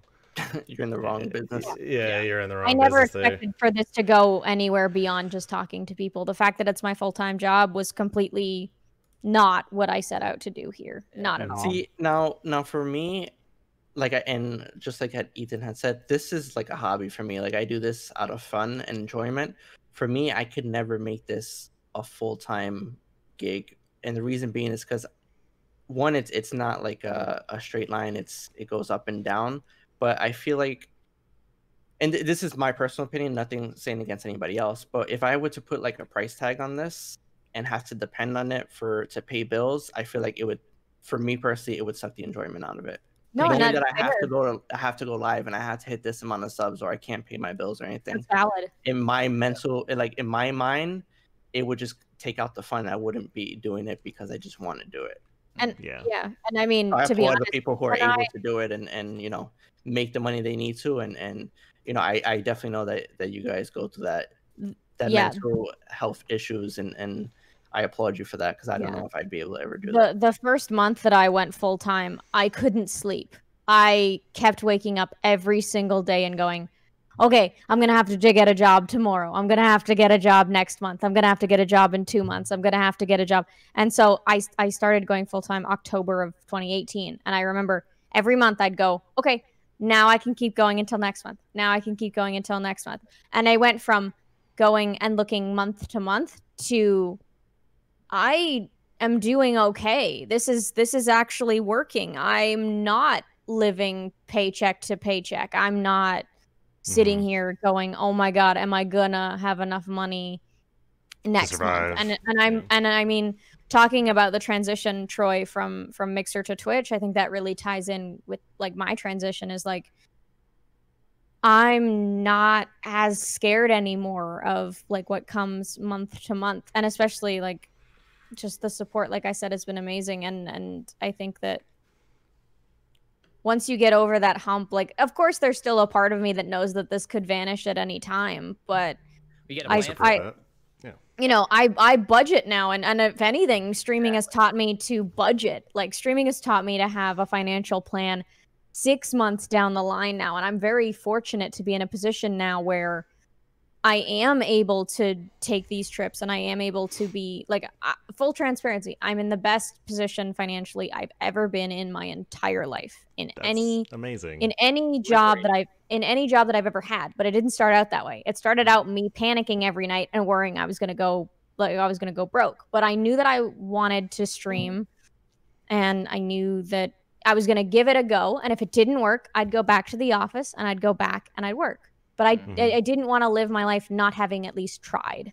Yeah, absolutely. And so I tried, and I'm still going 2 years later. So nice. I literally wake up in the morning, I stream, and I'm grateful for every single day that I get, because every single day that I get as a full-time streamer is one more day than I thought I would have to start with. Yeah, that's a nice mentality to have.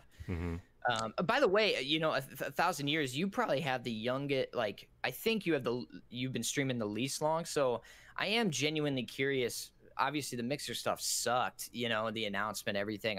I'm curious how that affected you and your like, I knew we were going to get to you, but I am genuinely curious just because of your tenure. Like so many of us started on Twitch, but for you started on Mixer, correct? Yeah.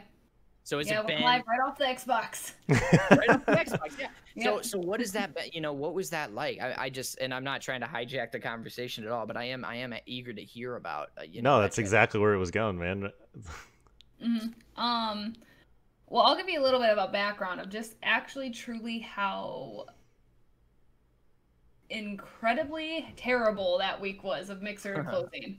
Okay, so long story short here. So right before Mixer closed, I had an interview, actually a video shoot with Mixer to do. I'm assuming some sort of like commercial thingy, whatever. Okay, so I had this huge interview. I had an interview. Yeah, and I was so excited for it. I still have like the video saved of like all the little things I did, like, and I'm really upset it's never Those are gonna be anywhere. Cool. Those are gonna be so cool. Yeah. And so I had that, and then I had another interview with another site, and then I had an interview with Xbox. So I had these interviews back to back. So I was like kind of stressed out. These were like kind of big things I was really excited about. And then I asked them all to wait until I moved into my new apartment. So I moved into a new apartment. I'm stressed out about these interviews. I got actually in a fallout with my like merch person, and like kind of like the beginning backbone of my stream, had a big fallout with that person. So all that happened, and then so I'm just in this really stressed out, depressed mood. And then I wake up my first week moving into my new apartment, first time ever moving out of my mama's basement, to my job's gone. So to Mixer closing. So I'm like, wait, I just did all these interviews for Mixer. My paycheck is coming from Mixer for my rent, for my first time ever living on my own. Yeah. And now all this is gone. So I was literally a mess. Like, because I mean, this was what I eat, breathe, slept Mixer. Like, this was my dream. I grew at, like I said, at an incredibly fast rate.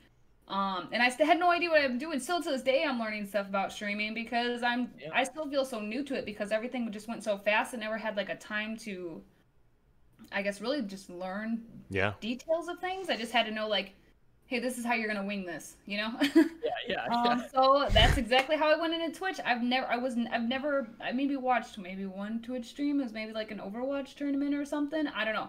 I never even opened up Twitch when I had to move to Twitch. Like, I didn't know how chat worked. I didn't know how you hosted or rated people. I didn't even know, like, where to get my stream key from. Like, I knew nothing about it, but I had to move. I had to, you know, if I wanted to pay my bills.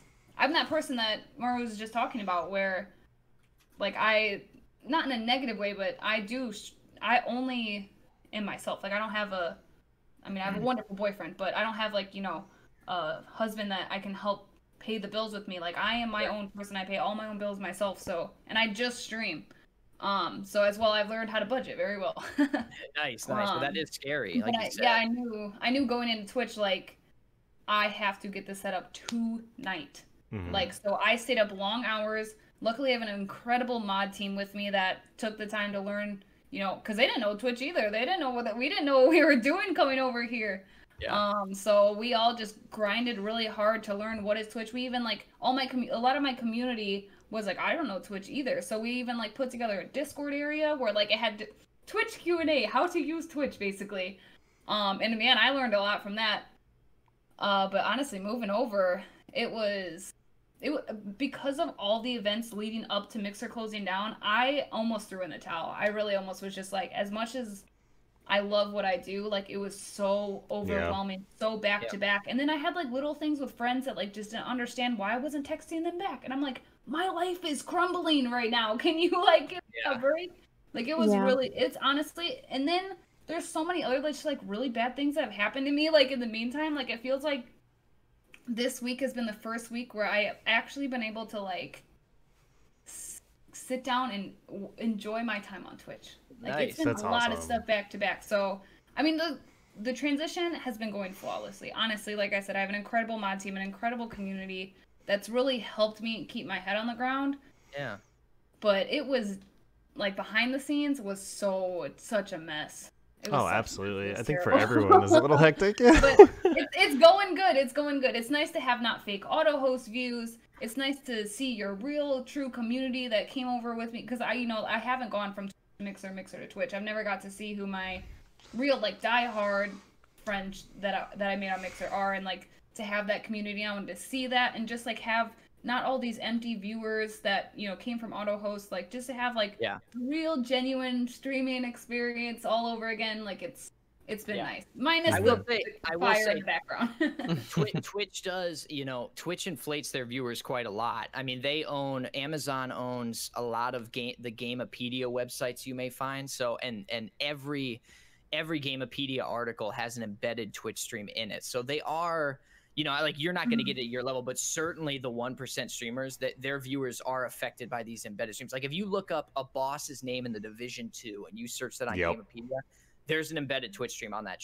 page, and they are counting that as a living viewer, which is something we never did at Mixer. And so ultimately, I think, but the community at large doesn't really care. They say they do, but they don't. And I think that when you had these Social Blade articles coming out saying our numbers weren't growing, things like that, I think a lot of that was affected by that. And so. At your level, you're 100%. The auto hosting, there's none of that. You're not dealing with any of that. But as you continue to grow, it's always good to keep that in mind. What's interesting about that embedded thing is I've grown to be decent friends with someone who runs a website, which everyone who's ever played Destiny knows. Where's Zer? Zer.com. Yeah. And every time they go live, they embed their stream. Right. And they end up with like 3,000, 2,000 viewers, but they've actually been denied partnership for that exact reason, though. Right. Because those viewers can't actually allow embeds. It doesn't. Exactly. And those viewers can actually chat, right? Because they're not even really watching the stream. Right. But they do get to report those in their earnings calls, because Amazon's a publicly traded company, so they do get to report their viewing hours based on all of those numbers, which is ultimately, I think, why they do it. They allow it in general, because they're. And do those people make ad revenue? Do they make ad revenue on the 3K embedded views? I don't know. I don't know if that overlay goes over.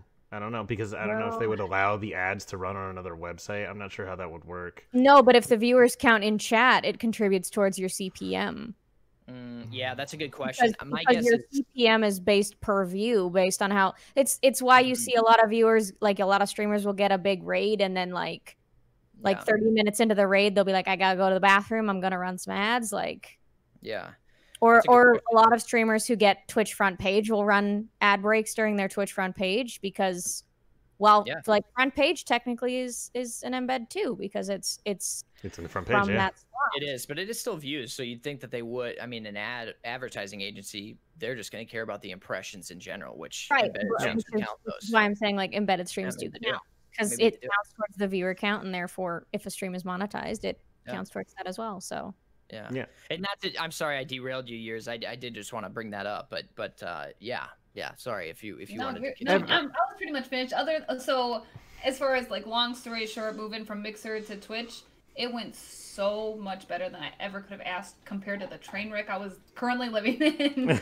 Like it was, I really thought that I was gonna just have to like throw in the towel and just you know what, and be like, I can't take all this at once. I think your content speaks for itself though, and I think what a lot of Mixer streamers learned is, a lot of us were like, oh, without Mixer we wouldn't have content, but I think what a lot of us realize is like our content does speak for itself. And and I think a lot of people were really scared of the idea of, oh God, what are we gonna do now? We have to go to Twitch. But like seeing some people be like, I love Twitch now. Like I think they realize like your content is your content, and that content doesn't go away just because Mixer goes away. Like you still have every accomplishment that you accomplished.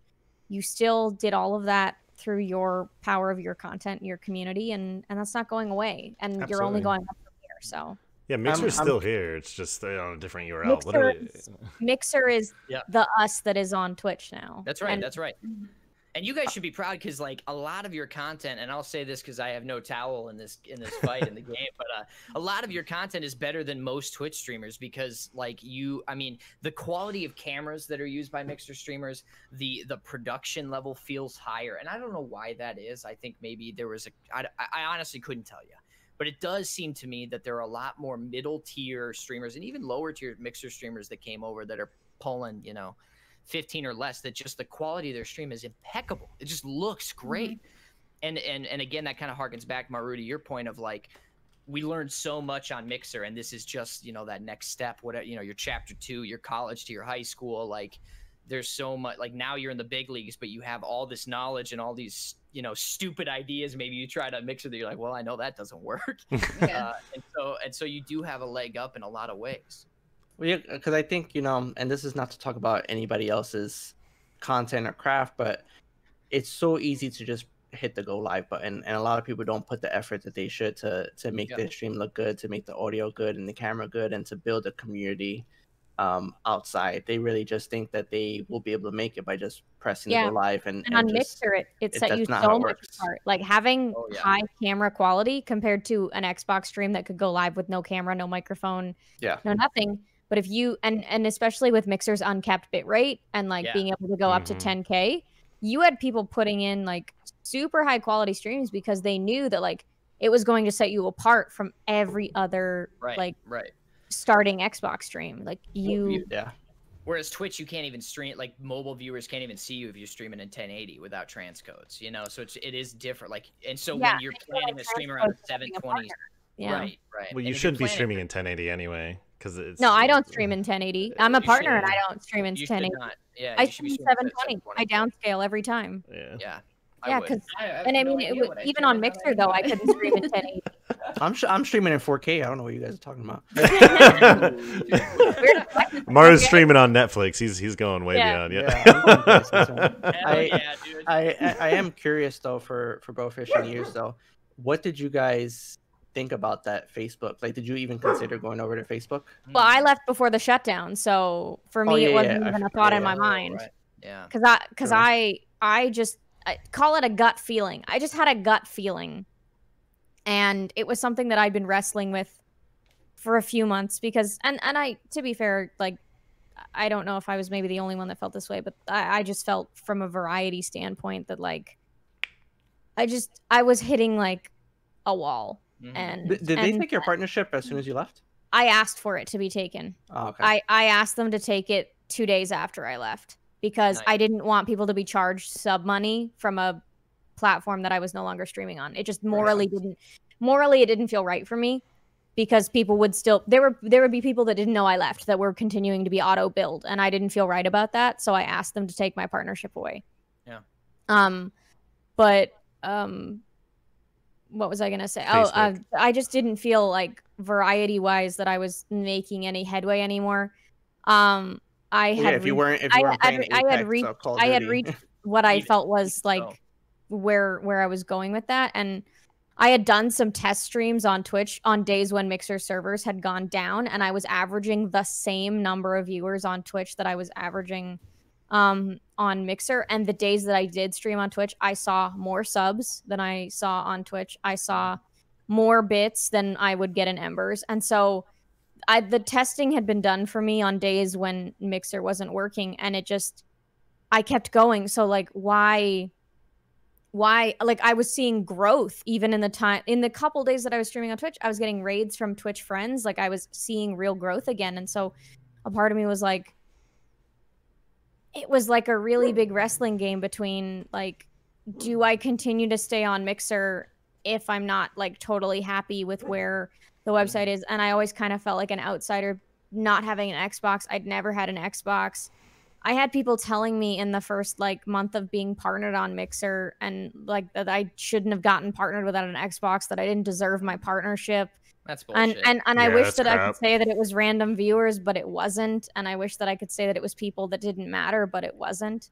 That's stupid. And like being told that I was never gonna go anywhere past that, feeling like streaming PlayStation games, it wasn't like super going anywhere in Switch games. And I was really happy with where Mixer was going in terms of trying to fix that, but you can only be told the same thing so many times before you're like, okay, I need internet can suck. Something, and I ultimately just decided to leave. And I expected Mixer to go on probably until the end of 2020. Like I didn't think that it was going to be 7 days. I thought it would be 6 months, and when I left and 7 days later it shut down, like that didn't make it easier on me. I remember just seeing the tweet, and I had already left, but that didn't make it hurt less. That didn't make it feel like any less of a slap in the face. Yeah. I think Troy, weren't you moving at that same time too? Yeah. I mean, I've told this story on this show before, but yeah, the day I found out. So the way I found out was I was moving because we were like, hey, I'm doing really well in Mixer. Like, I'm not living paycheck to paycheck for once. Like, built up a good community, you know, and we decided to move closer to family because I just had a nephew whose name is Cade, by the way. Cade's freaking back. But, you know, we're like, we're going to move closer to family. We're going to take care of family. And then the day we started moving, I'm sitting in a truck with my parents who hate what I do for a living and Mallory's parents. And I get that tweet. And I clam up for the rest of the day. I'm saying it like there's there's a vlog that Mallory made of the day we moved in, and the only part that I'm in, I'm just hunched over the new countertop, just like on my phone, just like freaking out in my head. The whole day that like I was so like the whole day, my only outlet was like moving the heavy objects that were like the sofa and stuff. I'm like, I got this move. Like the whole by the end of the day, dude, the last sofa, I was so worn out from the whole day, just emotionally and mentally. Like I collapsed on the stairway because we're on the 4th floor and the sofa didn't fit in the elevator, so I was bringing it up and I collapsed on the stairway. Yeah, and Mallory found me on the stairway going up. I was just that whole day was just rough, man. But I think the physical exertion helped a little bit, you know. I was lucky enough to have some friends, a really good friend of mine that I could call over at that works for Microsoft, and he kind of was talking me through things, and I was really lucky to have like people that I could lean on. But yeah, that sucked, Maru. Yeah, that sucked going through. But going back to your question though, man, what about you, years the whole Facebook thing? I personally didn't even. I looked at the agreement and I couldn't. Yeah. I couldn't even figure out how to make an account on Facebook. Yeah, I'm gonna be honest. Okay, so for one, no. I don't know. Okay, so the fact that they offered money said something sketchy to me. Well, like, that $2,500 was a slap in the face, honestly. Yeah, we're going to go ahead and give you this. I was like, that barely covers my rent and bills. Like, and then I have to hope. And you have to stream that for 90 days to get it. Yep. Yeah. I was like, so that's like over 90 days. That's probably way less than you were making on Mixer. Yeah. In Mixer terms, definitely. So, because like, I was in the same situation with Troy where I finally had a really great community, had a really great amount of monthly subs. My embers were doing good. My donations were doing good. I was like, I can move out my mama's basement. So I did. And then, so, then I was in my, after Mixer closed, and I was like, I'm going to have to sell my soul or, I don't know, work on a corner or something. Who knows? I have to get my bills paid, So I'm like, okay, so Facebook I would have never, I'm too lazy for that. No way. You're going to have to go into the basement and make those videos that BroFish dad. Yeah, apparently. So there was either obviously the Facebook or Twitch. So in my head, I was like, I've already gambled on a new platform with Mixer. Not that Mixer was that new, but it was, new in terms of Twitch. So Facebook's also new. Where could Facebook be in a year from now? Where could Twitch be in a year from now? I'm thinking of, do I want to gamble again with a new platform and hope it takes off and hope that I take off with it? Or do I at least go with a platform that has things established? Has had things for Twitch has been around 10 plus years, a long time. That, yeah, since Justin TV. So I mean, Twitch has had established and very successful content creators. Now, will I be up there with those people? Who knows, and who really cares?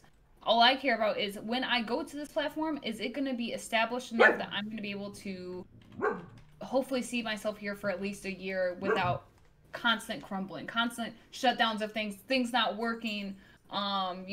Just like headaches that we had to run in with Mixer where, just those little hiccups.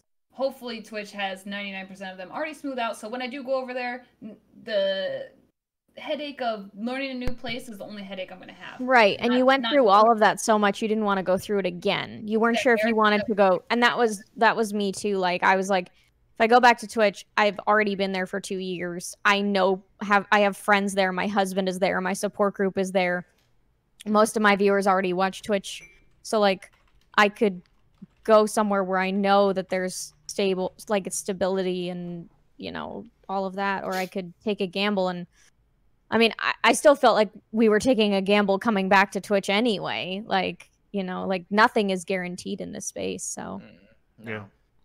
But I you know, we tried the growing with a platform thing when we were on Mixer, and I think a lot of us were just ready for some sort of stability, you know? Yeah, you took the risk and looking for a safer bet. Yeah, I was just like, I don't care really about, you know, because Facebook was smaller, so the chances of you standing out on Facebook would have been a little bit easier, but I've already, like, had my, I guess, height of streaming, like, because when I was on Mixer, like, I was constantly one of the top Apex viewers. Like, I had a week where Ninja moved. I had features 26 days in a row. Yeah. Page after Ninja moved, like, I had my height, I had my shine, I had my 25,000 follows in a week. And I'm sure you learned like a lot. Oh. I'm like you've been put through your paces. Streaming for me, so I like was like I've had my height, like that's why I was like, you know what, I don't care where I go on Twitch, as long as I just have my community, I'm good. Because obviously, drown out. It's really hard. There is no discoverability. We talked about that earlier. Like it's really grind time, or I'm just down to just kind of enjoy my time streaming again. Like I sweated my life away on Mixer. Like I'm okay with my 50 to 100 viewers a night. Where I'm at right now on Twitch. I'm with it. And I agree with that too, Years. I'm kind of right there with you right now. But I also think that coming to Twitch has opened my eyes, like, with the kind of content I'm creating, like how Maru has evolved kind of more than just hitting go live. Because on Twitch or on Mixer, again, live 14 hours a day. Like I'm just creating content solely on Mixer. But on Twitch, it's opening my eyes. Like I want to do more with what content I'm creating here. And I'm still trying to figure that out right now. I don't know what that's going to look like a year from now or 2 months from now. But I'm always on the lookout for something more that I can do on Twitch, because the level of creation on Twitch, as much as I loved Mixer creators, but there wasn't many Mixer creators doing something outside of Mixer, and the people that did were gigantic on Mixer. But that it speaks levels for Twitch, because I'm making good friends with people like you guys said before. Sam Woodhall. Sam's in my chat almost every day. Like, hey, dude, can you please start making YouTube content? Like, just do it. Like before, like he's on my ass constantly about it, and I'm constantly looking for ways to evolve as a creator. And without the move to Twitch, I don't think I would have done that, because like I said, on Mixer, I was the same way. Years when the whole like feature thing came up, I was on the feature thing for like 4 solid weeks. Like on the featured partner thing. Yeah, like, the partner spotlight. And I had insane growth on there. Like subs were fine. Like it was great. But on Twitch, I really need to find ways to evolve what I'm doing. Yeah, challenge yourself. Exactly. Yeah, someone told me, a friend, like Kevin told me, like he told me the best time to start streaming was 4 years ago, because 4 years ago you could go live and push the go live button, and that was enough. Yeah. And streaming and just going live was enough. And in like the 2020 content creation space, it's not enough anymore. Because everybody wants to be the next Ninja. So if they are into games, they want to be successful like him. So there's so many more people, and it's very hard and difficult to stand out. And that's why I always say you can't put all your eggs in one basket in terms of just streaming on Twitch. You need to make YouTube content. You need to branch out to, you know, any other platform, because, you know, not that Twitch is going to die out any second, but you never know what can happen. And you want to make sure that you have your brand elsewhere, because if you just have it in one spot, it's not gonna work. I don't make YouTube. I don't do things other than stream. I do a lot of podcasts. Like if people ask me to do podcasts, like I'll do podcasts like all day long. And I'm still wrestling with how to do YouTube, and I think a lot of it comes from I didn't necessarily have the setup that I wanted. Like I just got this new microphone. I just got a DSLR camera. And so like now I'm in a place where I feel comfortable possibly making YouTube content because I finally have the setup that I'm looking for. But a lot of it was like self-consciousness, and hopefully I start doing more YouTube content. But yeah, I know that as a streamer that I'm very privileged that I have made it 4.5 years and I'm a full-time streamer without ever having to make a YouTube video. Like, and I see people talk about that all the time, and I know realistically that there's probably a lot more that I could be doing for my growth that would put me into like going up and up and up, and I know I need to do that. So that's something that I'm self-aware of and I'm working on, because I am doing mostly streaming, mostly networking, and mostly podcasts, and I know that there's more that I could be doing, and my goal for 2020 is to push myself towards the end of the year to do more. I think we're all on that space. It's more than just like just making YouTube content. You know, you got to figure out what your spot is. You know, you can't just upload clips and be like, hey, I'm a YouTuber. Right. That's more of a Twitter thing. Yeah. Like if you're gonna do clips, Twitter and Instagram are where you do clips. TikTok. You do like, or TikTok. You do like a good clip or something. Like I've had posts of like collaterals in Destiny that have gotten me like quite a few followers, and that's been awesome. Like my thing, or like a loot drop, or like me getting anarchy or something like that. Like that is the content that, like, for me in Destiny achievements are how I go like above and beyond. Like I may not have to make a video about it, but if I post like I got this seal, or I post that I got this dungeon done, or if I ever do get that solo flawless, like posting about it on Twitter and then possibly making a YouTube video about it is some way that I can branch out. Hey, you need help with that solo flawless? Hit me up. I do it like every week. I love it. I mean, how are we supposed to do a solo flawless if you're helping though? No, I'll just give you tips. Oh, okay. Every bit. Ethan, that background is hilarious. Come watch me and be like, go. But if you want to do a flawless, I still haven't done a flawless either. So. Oh yeah, absolutely. We do that every week. I tell people to hide in the corner and we just go do it. Also, do you want to do trials for those 7 wins for the solstice gear? Yeah, sure. I went flawless on PC. It can be done. It's difficult, but it can be done. I've done it once. You gotta have good internet, because internet is everything in Crucible. Yep. I'll be honest. The only reason I did it is because I played with Onyx and Potato. That was the only reason why. Yeah. I played PC, with you just need a really good gaming chair, right? That's what it is. Yeah, totally. Yeah, of course. Secret Lab chair has been the reason I went to the light. Hashtag not sponsored, but very willing. Sure. You know, like, but I had some teammates from Fudge Pushers. Like I asked Lemur, and he was like, "Yeah, we're gonna go to the lighthouse." And it took us 4 tickets, and we ran into cheaters on the first 3, and then our 4th ticket we happened to get lucky, and we were like, "Yeah, Yours is smiling and nodding. Yeah, I know some of those words. But getting to a couple of questions that chat had. One of them that I'm really interested to see is, what has been the most impactful takeaway or coolest moment since switching to Twitch or other endeavors, whatever you're doing, whether that's in your career or in your personal life. And I want to start with years. I want to hear from you. What's like one of the biggest things that you either learned from the move, and then kind of like a cool moment from the move? I think the biggest thing I learned from the move is to have more fun. When I was on Mixer, I was always busy. Like when I'm saying I sold my soul, I woke up, had interviews, meetings, Discord DMs. I had so much overwhelming stuff that I literally had no social life. Like I have no people like in real life that I talk to. Like I didn't have even time for my little sister anymore, and that's a big part of me. I didn't play games offline anymore. Like I was just always so busy. So moving to Twitch and having like all that kind of just cut off because Mixer doesn't exist anymore, as much as I loved it, I'm like an overachiever. I love working. I'm always working. Like my mom raised me to be that way. Like I love having an infinite list of stuff to do. It was nice to have that little break of things. So I think like moving over to Twitch, I think the biggest thing I learned was to enjoy streaming. Like streaming, I started streaming because I needed an escape from reality, and I wanted to make that for other people. And I really lost that as I got so busy with Mixer. Streaming no longer became the, I guess, joy. The joy it was for me anymore. I was always like, oh shit, I gotta get all this done before 8 p.m.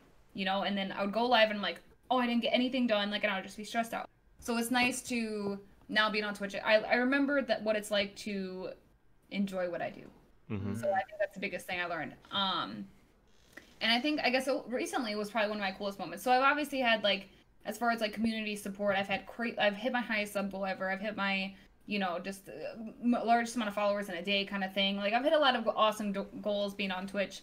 But I think as far as, like, strictly Twitch-related thing, I just got raided, my first big partner raid, kind of. Hey, nice. But it was by His and Hers Live, and I really like them specifically because they're a couple that streams together, like, on one scene. And they both play Apex, and me and my boyfriend play Apex together every day. So it's kind of, like, cool to see that, like, successful couple as well, you know, that plays the same game as you. Like, remember me and him playing because they host a tournament every Friday, so me and Sinead play together for these tournaments. And it was just really cool for them to, like, I don't know, notice me, you know, and be like, yeah, that's awesome. You know, here. So I think as far as strictly just Twitch related and things I've done just on Twitch, that was probably one of the coolest moments for me, was just, like, I don't know, seeing them come in my stream. That was pretty cool. I kind of That's awesome. I got nervous because I was playing ranked and it was really right. I was so cool. Oh my god. Yeah, it was cool. That's awesome. What about you, Fish? From moving over, what's something impactful to take away, and then, like, a really cool moment? Man, I think the impactful thing for me was to realize that no matter what happened on Mixer, no matter what happened with any of this, is that it's all a journey, and everything that you do, no matter how hard it seems, or no matter how crazy it seems, or no matter where you go, how far you deviate from your path.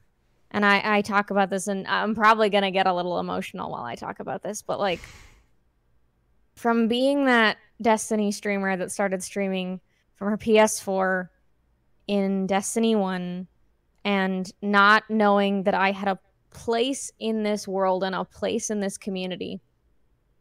And from the first day that I came back to Twitch, and I realized that in my journey and in everything that I did and in everywhere that I went, and no matter how much it was hard or how crazy it was, that the moment I came back to Twitch and the moment I was in the Destiny directory, that I had everything that I ever wanted in those 4 years. And I got rated by Leopard, Professor Broman. I had people that I looked up to for years in my chat in the first week, and I realized that I had everything that I wanted 4 years ago, and I finally felt like I belonged.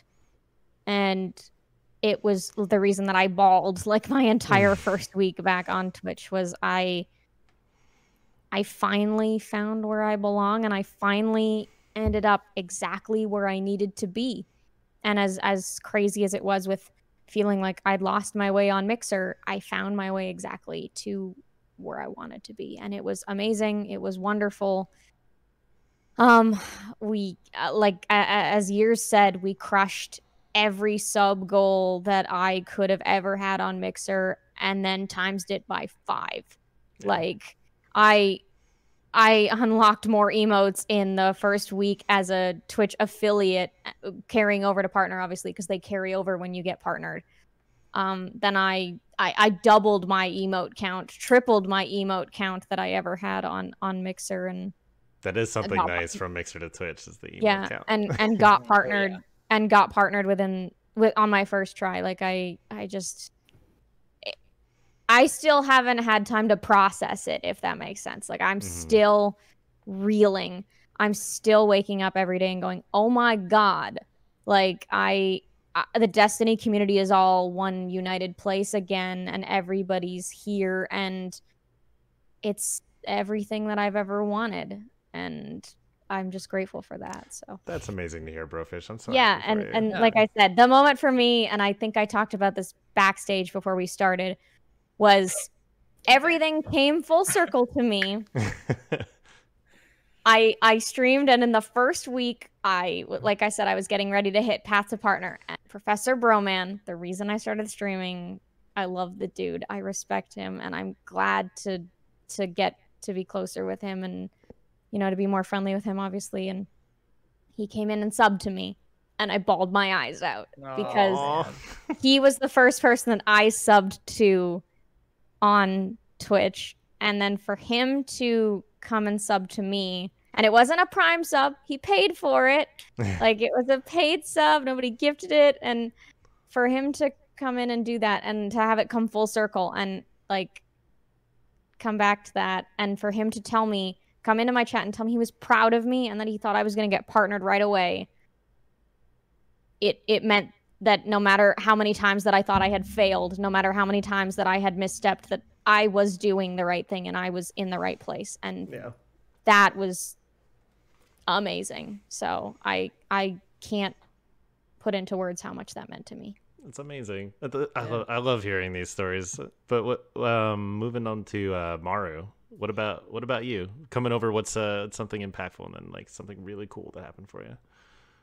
In terms of like impactful, I would say the fact that, every viewer that I did have on Mixer instantly followed me over to Twitch. So just being able to see all those names of people who I got to meet and build a friendship with, just seeing them being able to support me, like I said, I wasn't a big streamer at that time, so them putting the time in to just come watch me again, that was very impactful.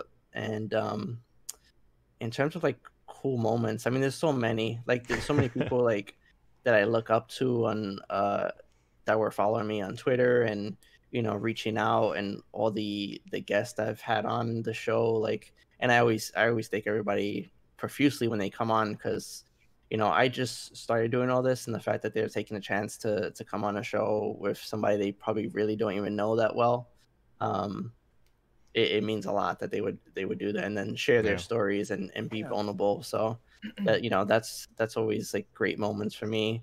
I don't know if anybody knows Ash, ARMC, the artist for Destiny podcast. Pictures. Yeah, she she's the one working on my new emotes. She doesn't do like really commissions that much unless she has time, but she just reached out to me and she was like, hey, I know you're doing this podcast, and I saw that you're using because Nagi's a co-host on the podcast, and she did artwork of him, and she had asked, hey, if you don't mind, I'm working on a new drawing techniques, and I would love to try to do a drawing of you if you want. I was free of charge, and I was just like, oh, so you guys match? Yeah. So I was like, what? Like I wasn't like a guest on anything. She was like, yeah, it's free, and if you want. And I'm like, yeah, of course. And she's like, well, what do you want? And what do you want me to draw you as? And I was like, and I get to choose what I want. Like, what? Like, I'm not nobody. I'm just like this, this regular guy, and just people like that just acknowledging me. It's never about the numbers, but the fact that these big people are seeing me and saying, hey, you're somebody that matters, or you've caught my attention. It means that I'm doing something right. Yeah. And for me, I've always said it's never about the numbers. I don't care about the subs. I don't care about like the number of viewers. It's the fact that I'm building these relationships. So I mean, these last couple of months, I've been so blessed, and I'm so thankful for everything that's happened, and I just want to keep making sure that whatever I do get in terms of positivity, that I just want to make sure I keep giving that out and back into the world. So I've been really blessed by a lot of amazing people. So I'm very thankful for that. Yeah, you were just in that G1 tournament as well, right?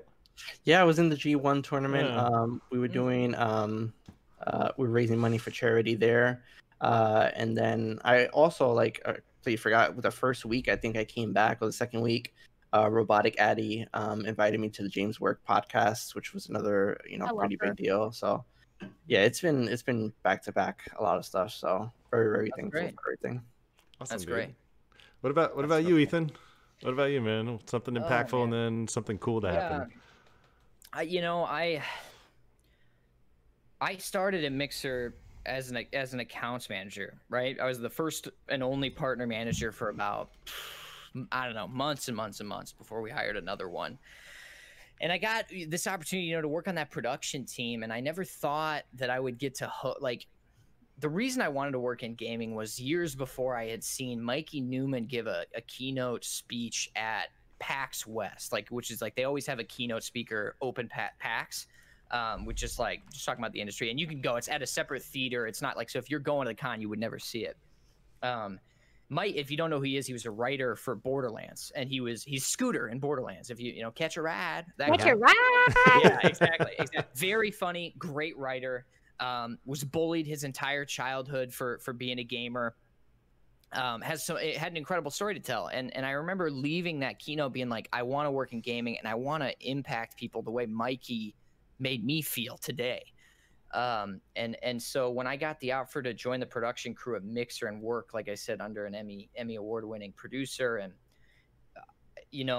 it was hard to fathom, and I never really asked for that. I never thought I'd get to host stuff for any reason, because I'm a dumbass and I say stupid stuff on the air. And so it was incredible. And one of my, our first E3 where I got to host E3, get to be a host E3, where I got to do what they did at G4 growing up, and I got to do all these things, and I was pretty emotional.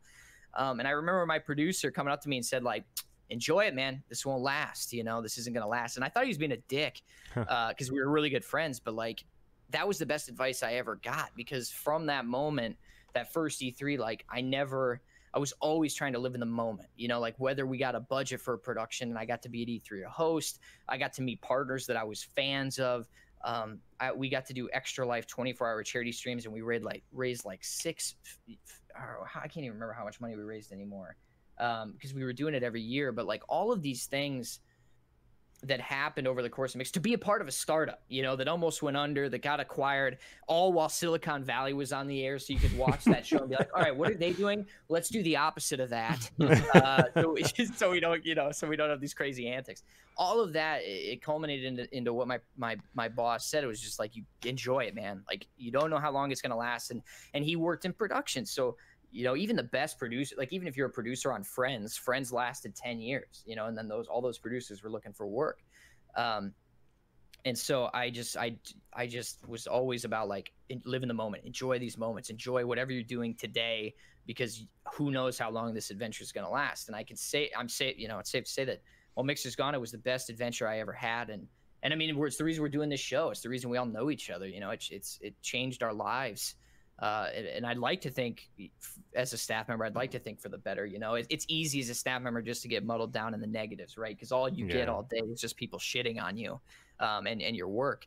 And so I always try to look past that to just be for people like you guys who are like clearly enjoying what you're doing, and constructive criticism is great and all those things. But like ultimately, were we changing lives? Were we impacting people for the better and all those things? And I'd like to think we did. And I'd like to think that my team got to do some cool stuff. And so for me, it was just learning to live in the moment, because that's something I just never did. And now I will do for the rest of my life. And then at the end of everything, there's that moment of like, is this all over? My dream was to work in gaming. Is my dream dead at 27? And again, like what it taught me was to be loyal to people, because within hours of that tweet going live, I got phone calls from coworkers at different companies, and people I'd worked with. They're just like, hey man, are you safe? Do you need a job? Like, do you want to talk? Like, and that meant so much to me, because I was just so scared that like you're somebody until you aren't, and like as soon as you don't have leverage, no one cares about you. And as the host on the show, I developed this complex of like, are partners and Mixer streamers nice to me because I work here, or are they nice to me because they like me? And so all of a sudden you're dealing with that all the time, right?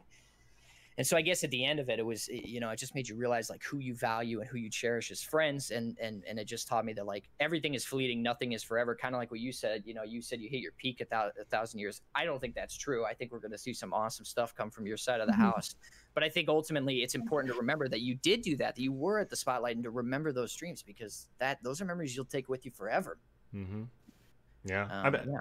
One thing I want to bring up in there is, that you said was that Mixer employees were kind of getting a bunch of crap, and I think that's a bunch of bullshit. Like, Mixer employees were the hardest working people I could ever come across, and they cared about, like, especially the partner managers. My partner manager put so much fucking working for me. Like, every Mixer employee I ever had the pleasure of meeting was working their ass off constantly, whether it was for a specific partner, for the company. Like, you guys cared so damn much. And I think the hate that employees were getting on, because people don't do any research. They just see that you worked for the company and you're like, you're part of the problem. Like, true. And I think it's like the internet's an echo chamber. I mean, that's not exclusive to Mixer. You know what I mean? Like staff members get like Fall Guys got shit on for their servers going down like day one. It's like, do you realize how small that team was? Like, do you think they had any idea that game was going to be as big as it is? Like, what are you pissed about? What are you pissed about? You know?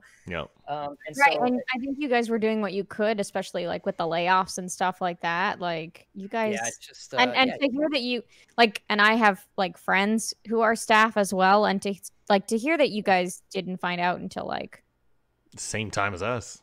Pretty much beforehand was heartbreaking. Like, yeah, it sucks. It definitely sucks. And I'll say this. I'll say, you know, most people in Mixer were truly passionate and worked really hard, and so it's very nice of you to say those things you said, and I appreciate it. I really do. I think again, the internet's an echo chamber. People are fearless when you're not talking face to face. If I can't physically hit you, you can say whatever you want to me. You know what I mean?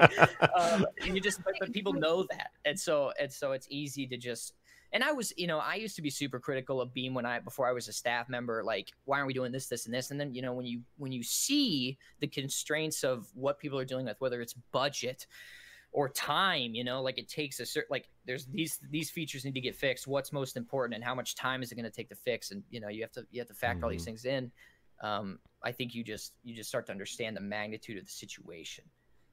And it's easy for people on the outside to criticize or offer their input. And frankly, we need it. You know, you do need that push, and you need people to be critical of you at all times. It's what makes you better. But you definitely learn a lot once you step inside. What were you saying then, Years? Okay, so this is actually something we talked about on one of my last streams on Mixer and this infuriated me so much because I'm one of those people who I started in professional jobs when I was really young. I was a leasing agent selling apartments to people when I was 17. So I didn't even know what it was like to move out of a house, and I was moving people into their homes and stuff. And I actually got in trouble before because I posted on my Facebook that my job sucked, long story short. And I got written up for it. Now, here's what makes me so mad, and I'm so passionate behind this statement, is something I never did with Mixer was bash Mixer on Twitter. I never posted. If I had a problem with Mixer, I'd maybe, talk it out with my friends, like offline or something. But I never once ever said, something about Mixer sucking on social media because that's not professional. How does that show your character as a streamer if you post that? Yeah. And you would never. I dare half those people because I had unfollowed so many people on social media when this whole Mixer thing blew up because all of a sudden everyone wanted to start bashing Mixer and fuck Mixer and this Mixer sucks and all these people about Mixer suck. You would have never walked into a professional job and you would have never said to any of their bosses, you suck.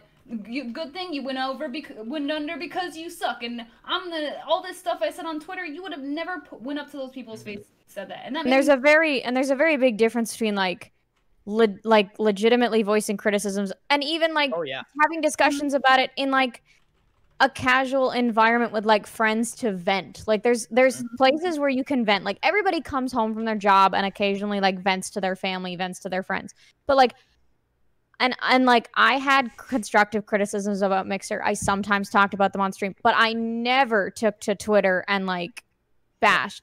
And I think the important thing to point out is we definitely had like some things the other way where I think there were a lot of people who were voicing legitimate criticisms on Mixer in a very eloquent way on Twitter. And I think that there was this big disconnect of like everybody from both sides was getting lumped into the same pile where people who were voicing legitimate criticisms, like I got jumped on by so many people for like just pointing out that something was like a legitimate problem. And I had people like telling me I should have got my sub button taken away. And so like I it's tough for me to talk about, but that's one of the reasons why I ultimately ended up leaving was there was too much back and forth of like, I just really wanted to contribute what I thought I could to like save the platform, but I never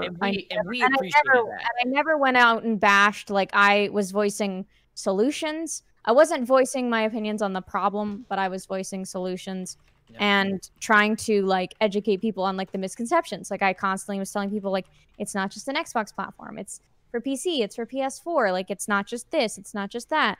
But you know, like I know that it wasn't the majority of people, but you know, like there was just vocal minority. I always call them. Yeah. There was a vocal minority that was bashing, but there was also a vocal minority that was bashing anyone that was voicing legitimate. Yeah, that's a bit of that cancel culture. It's a bit of both. And no, I think there was bad on both sides, and I think that ultimately the cooler heads did prevail. I think from both sides, and that's the big point to call out. Like, there's no point in me getting involved in drama on Twitter. Like I don't do that. Like I don't have time for that, you know, and like you're too busy working to get in. Too busy working. Yeah. And like I went on a few podcasts and I'm just like, I have work to do. Can you find something? Don't you have work to do? Like, how much free time do you have? And like regardless of how you feel about someone talking badly about your platform, or regardless of how you feel about people doing constructive criticism, telling them that they should have their partnership yanked is not the answer either. Like I felt I never bashed anybody, but seeing people talk behind my back and tell others that I was bashing Mixer was really hurtful, because I was like riding or dying and trying to make the platform succeed and pushing variety. And when I left, I had people telling me that I gave up, that I wasn't trying hard enough to grow variety, when that's all I lived for 2 years on Mixer. I didn't play Fortnite. I didn't play popular games. I gave everything I had to trying to grow variety, and to have people saying like, you don't know anything on Mixer, you'll never make it this way, you're not going to go this far, and you shouldn't even be a partner anyway if you're going to think about going to Twitch. Like, yeah, you just got to think of the amount of work it takes to build your stream and build what you're doing, and the amount of work it takes for some dipshit to pick up their phone and send a tweet because their Mixer closed, and through tears they're not going to take a breather and calm down. They're just going to tweet emotionally and have an emotional reaction. Right. And that's why, like, when I left, I was like, I'm going to make a professional video about it. I'm not gonna treat it as the end of something. I'm gonna treat it as the beginning of something. And it was very important to me when I made my announcement that I was switching to Twitch, that I didn't make it about what had gone down, and I didn't make it about what hadn't happened. I made it about what I was looking forward to going forward to the future. Because there's nothing to be solved by like creating like drama on Twitter. It wastes everyone's time. It doesn't help anyone. A lot of people were very quick to burn bridges, some of them when they switched from Twitch to Mixer, only to realize that bit them when they needed to come back. Like, and that was the thing, like I never burnt any bridges. I never burnt any bridges when I left from Twitch to Mixer the first time. So like I still had so many of those friendships when I came back. But like it, you know, and to see other tweets like, it hurt. And like there's one that stuck out in particular, and I'll never name names, I'm not about that life, but like, you know, to see people saying like, oh, you'll be back within a month, and it hurt and it you know, and ultimately like we know what happened in the end, right? Like we know ultimately now you don't really need to worry about that. I think it's like being in any of your chats. Yeah, like, being in any of your chats or any of your communities or following any of your social medias. If I were to pull up any of your Twitters or Instagrams or anything like that, I think a testament to you guys is like the people that you surround yourself with aren't anything like that. You know, like the people you guys, all of you, every single one of you have amazing communities that are just so. I don't want to sugarcoat it or anything, but they're all uplifting, and like you guys are where you are right now for a reason. Like I forget who said it, but you are who you surround yourself with. It was something like that. Like 90% of you are who you surround. And stuff like that kind of stuff. And you guys all surround yourselves with amazing people. And like, I don't have the energy to subtweet or any of that stuff. Like, you know, like I speak out on social issues and I speak out about stuff that's passionate. But like, if it's streamer to streamer stuff, like I don't got time for that. And like, why be divisive in a pandemic as well? Like this should be the great equalizer. This should be the year that we all come together as human beings to realize that, hey, we're all the same. And I'm surprised that even in the midst of just like the loneliest year for 90% of the population of the world, people are still just bitching at each other. On the being internet. Dicks to each other. The reality is we're all under the same roof now. Twitch or Mixer doesn't matter. We're all in the same place. So like planet Earth.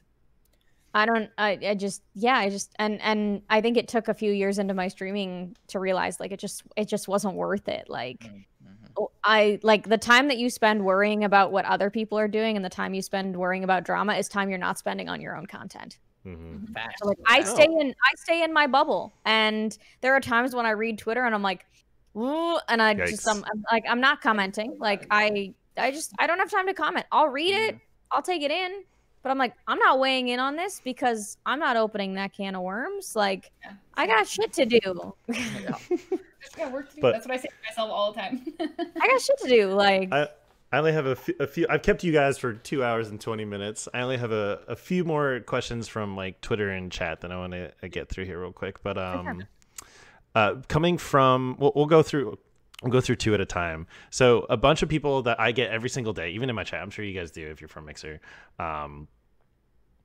GIFs and co-streams and all that kind of stuff. Do you guys miss any of the stuff that Mixer had, like GIFs, mixplay, co-streams, that kind of stuff? I want to start with Maru. Maru's been kind of quiet for a little bit over there. I want to hear what he has to say because it's a little bit different. Yeah, I didn't really have like I never did the co-stream thing, and GIFs were cool, but the thing was that if you were playing a game, if somebody posted a GIF, you weren't gonna be able to see it unless you saw it within those first 10 seconds. Too quick, yeah. I don't really think there's anything I kind of miss from Mixer other than the fact that it did have that, since it was smaller based, it had that more homey feel that everybody was kind of together. Even though like towards the end, I was hearing like there was drama behind the scenes with like certain partners and stuff like that. I never experienced anything like that. Everything I did experience was kind of wholesome. So I do kind of miss that, but being in the Destiny community, you still get that type of feeling. So but yeah, in terms of like GIFs and co-streams, I never really utilized that much. That's a good point. Classified FTL is another one. Yeah, so, even then I have this like 5-second delay I experience, but besides that, it's like if there was one thing I had to pick, it'd probably be the fact that the profile picture that you can see with the viewer, that's probably Twix era, download it, does that. At the same time, I have a counterpoint to that because as someone who's a female streamer and like years might know this, like I sometimes if I get hit on Twitch, I would rather not see the profile picture because sometimes a profile picture is kind of creepy, and I like being more removed from that situation. I like not knowing who is on the other side of the weird comments. Yeah, I hear you. Anytime someone makes a weird comment, we just delete it. We time. Yeah, we just But like on Twitch or on Mixer, you'd still see deleted messages. So like, well, you didn't have as a mod. That's true. You could turn that off too. But yes, that we dealt with that with our hosts too, because like, I don't have a problem with weird shit being said. I mean, like I get like deleted tweets in our shows, pretty brutal. Like I learned new ways to hate myself. Oh yeah. But honestly, like it would make me laugh, but other people were not that way. And so I think ultimately we would see with that a lot, where you could visibly see the host struggling as more comments would get deleted. And that was one of those features we should have had out the gates that we just weren't thinking about, Or even having a female profile picture and going into other people's chats, like other people would be super weird about it. And like I didn't want to have to change my profile picture because your profile picture on your channel is the same profile picture when you go into chat. And so like, of course you want to have a profile picture that is you when it's on your channel, but then you go into a chat and people see your profile picture. And I definitely had instances where being a girl in a profile picture made me less likely to want to talk in somebody's chat. I hear that. Absolutely. I can empathize. Yeah. But and I know it's a very niche issue, but no, it's not niche. Yeah, like I had, and I'm not gonna name names, but there were like there were staff members at Beam/Mixer that had dead animals nailed to their doors. I got swatted before I joined the Mixer team. Jesus. Legit, like, so I definitely get it. Like, some people just really value their privacy, and so and once one of those things happen, it definitely changes your perspective. Like, it's not your problem until it's your problem. You know what I mean? Right. Yeah. And so, yeah, it's just one of those things. Yeah. But what about you, Years? Do you miss anything from that? Like, I would say the only thing I really miss is FTL. And which here there's not really that much of a delay. I have 1 second delay, which is wild. I think. Yeah, it's not really noticeable, but sometimes. I don't know. I guess the ability to delete your own messages is something that I know my community, because we say a lot of like inside jokes, but we'll delete them usually. At least I'm like. But now we can't delete our own messages, so like that's a weird thing. I guess that is kind of weird. Yeah, I mean, I like that and I dislike that because I used to have some viewers that would come in and like say things, but then would delete their own messages. Like I don't know if it was out of like self-consciousness and like, and like, I will say one thing I really don't miss is whispers being in the chat. Yep. I had to. I missed that. I had to disable them. I had to disable them because it was constantly auto-host spam messages, auto-host self-promotion, and people trying to have side conversations that they didn't want chat to see, which I felt like disconnected from the flow of chat. And I think it differs based on people, but like I used to get like death threats in my whispers. I used to get like stuff like that. And the thing about Twitch is if somebody starts sending you hateful whispers, you can just block them from your whispers. And I like it being in a separate inbox. I like it if somebody needs to get my attention for something, as in my mods, they'll put it in the mod chat. They'll DM me on Discord. They'll be like, check this, check that.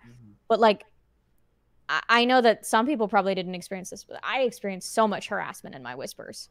Like, because people, like, the viewers can't see it. So I was like visibly shaken on stream and no one else in chat had any idea what was going on because they couldn't see it, but I was getting death threats. I was being told that like someone was gonna like go after my family and like and you know, like even if it's in whispers, like that still doesn't make it better. And at least with Twitch, like I said, if you start getting, I've had whispers from people and I've been sent death threats on Twitch, but I can just block them. 1,000 years. Why do you like it? Why do you miss the whispers being in chat? I don't notice them. I don't notice them until like I end my stream and I look over. I go to host someone. I've got 45 little tabs pulled up of people trying to whisper me, and I'm like, oh, sorry. Yeah. Right, it doesn't disrupt the flow of your chat though. Like, does your chat move fast enough where you don't see them? Because like they would clog up my entire chat with paragraphs.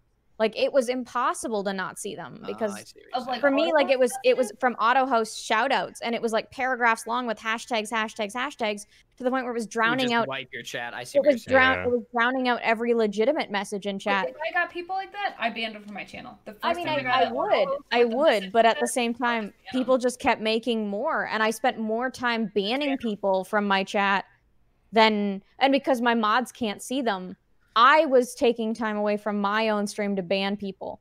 Whereas like if it's in the chat, my mods can ban them. But I was having to moderate my chat more than I was playing the game. So I eventually just turned whispers off. And eventually like there was a part of me that wish I could have turned auto hosting off, period. Yeah. Well, you could turn auto hosting off. I thought you couldn't do it without turning off all hosting.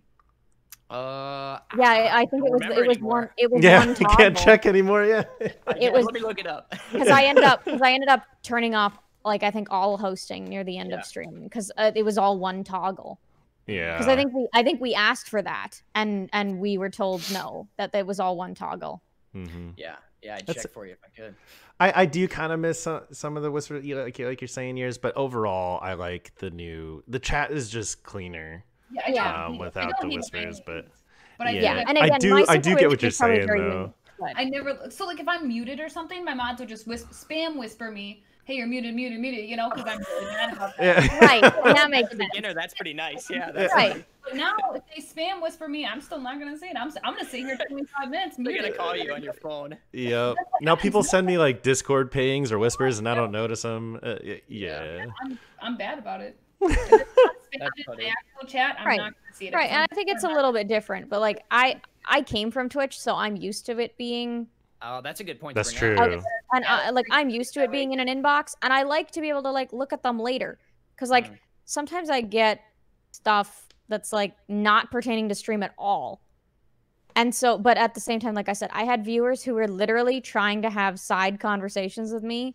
That they didn't want chat to see, and so I was like, "Okay, Whisper, hi, Whisper, how are you, Whisper?" But it disconnects from the flow of chat, and I think that it's tough when a feature like that exists, and like you don't know how to be like, hey, I need you to put that in chat, but it's also personal, but it's also like, could you just DM me about that after stream? But also you don't know the person that well, and it's like, it's tough. It's hard. That's tough. And again, it's very situational. It's very situational, and it doesn't probably happen for every streamer. But that's a good point. The whole cultural I know that thing. there's, and I think it depends. And like Twitch and Mixer have very different cultures too. And like I always felt like even though I was on Mixer, the majority of my chat was Twitch culture. Like it always still was Twitch culture for me. Like, and that's why going back was such a natural fit. Because. But what about you, Ethan? What's something you do you miss any of it? Like like I don't know, as more of like even as like from a viewing standpoint, I never really enjoyed viewing a co-stream on Mixer because of the audio thing. Yeah, so that's a problem. Like, so to me, co-streaming, and I'll touch on this because co-streaming was one of my favorite features because of its potential. The ability, you know, what that did when it first came, that it would sync up. If you were all streaming AFTL, it would sync up your gameplay, was unbelievable. Like that was just like a feat of technology when it came out. And I just remember being so mesmerized that I could watch a whole PUBG squad, and if someone died, it was like dead, like every instant, and that blew my mind. But to your point, the audio was a problem, and so the only people doing co-streaming successfully were people that understood how to pipe audio into a stream. Well, like with a mixer, you had to have a mixer, you had to have these setups, and it enabled great shows, but no one did it.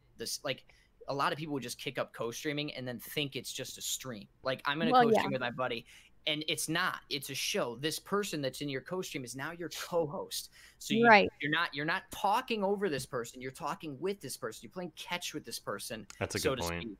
And so you're not engaging with every chat. Like while I was playing single player games, I'd get co-stream invites while I was playing single player games for people that were playing Fortnite. And you'd see, and this was a big problem, was there would be offline co-streams from people streaming on Xbox. And you'd have like one streamer and everybody would get stuck. And then you'd have people basically, I even saw people advertising as a service, like I will put you in a co-stream and stream and you can grow with me without having to stream. And so like exactly, people love to exploit any feature you get. An auto host is a great example. Auto host in Virtue, great feature. In execution, people are gonna abuse it, just like and they don't work like that on Twitch. They don't work like that on Twitch. They don't inflate your viewer number. An auto host on Twitch, to my knowledge, doesn't count the same way that a host or a raid does. I don't know how it does. On Twitch, a raid is the equivalent of a host on Mixer. Yeah. Okay. So because on Mixer, when you would host someone, it would literally push you to the other streamer's channel. And even if you do raid someone, if you don't refresh, it doesn't count as a solid view on your channel. Yeah. And if you host, what happens is on Twitch, it shows like a kind of hosting thing, but you're still in the other person's chat and you have to manually still click over. Whereas a raid will literally eject you. So it's literally a raid on Twitch is the same as a host on Mixer.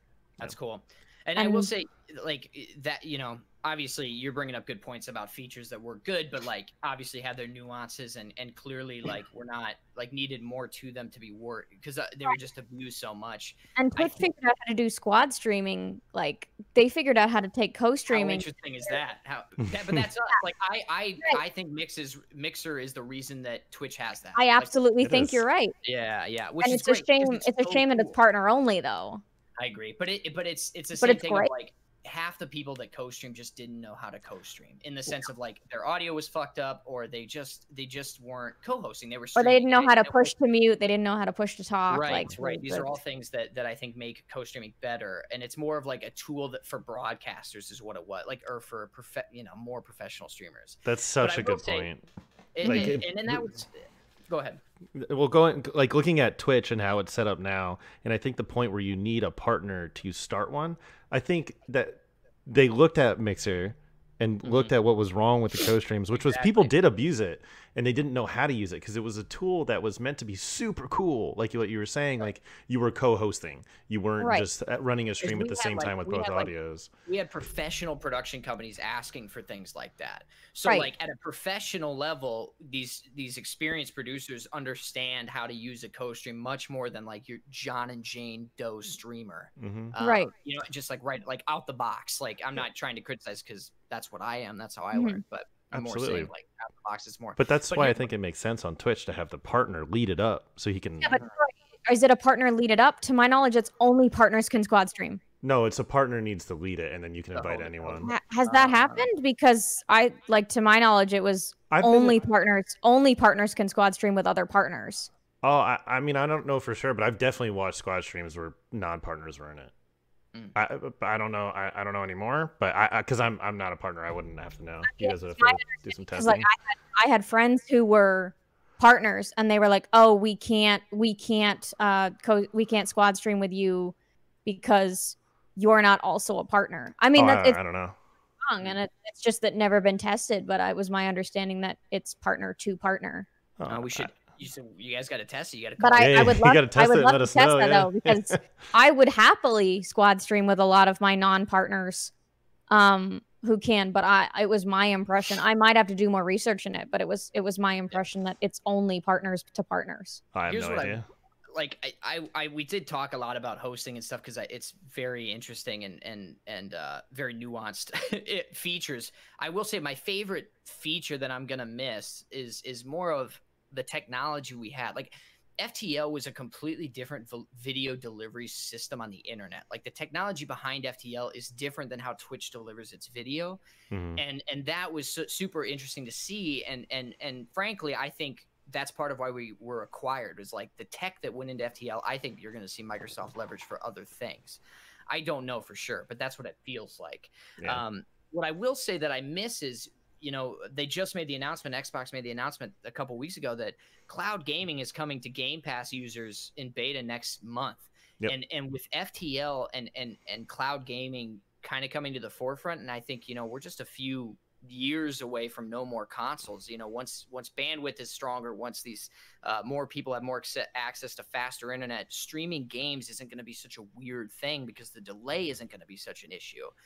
And what I think was really cool about Mixer is I think Mix Play specifically was really set up to be a way for you to play co-op games with your community and multiplayer games with your community in real time if we just had a few more years. Like if we imagine Mixer still existed, and imagine this xCloud announcement, and then imagine the ability to play these games on xCloud with anybody at their home.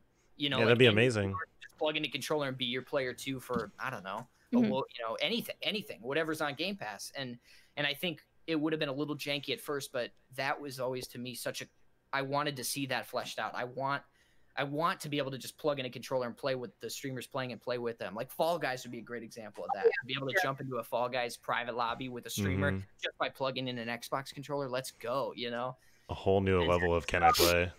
Follow up on it. Says in the FAQ, add me, please? Says, why is Squad Stream only available for partners?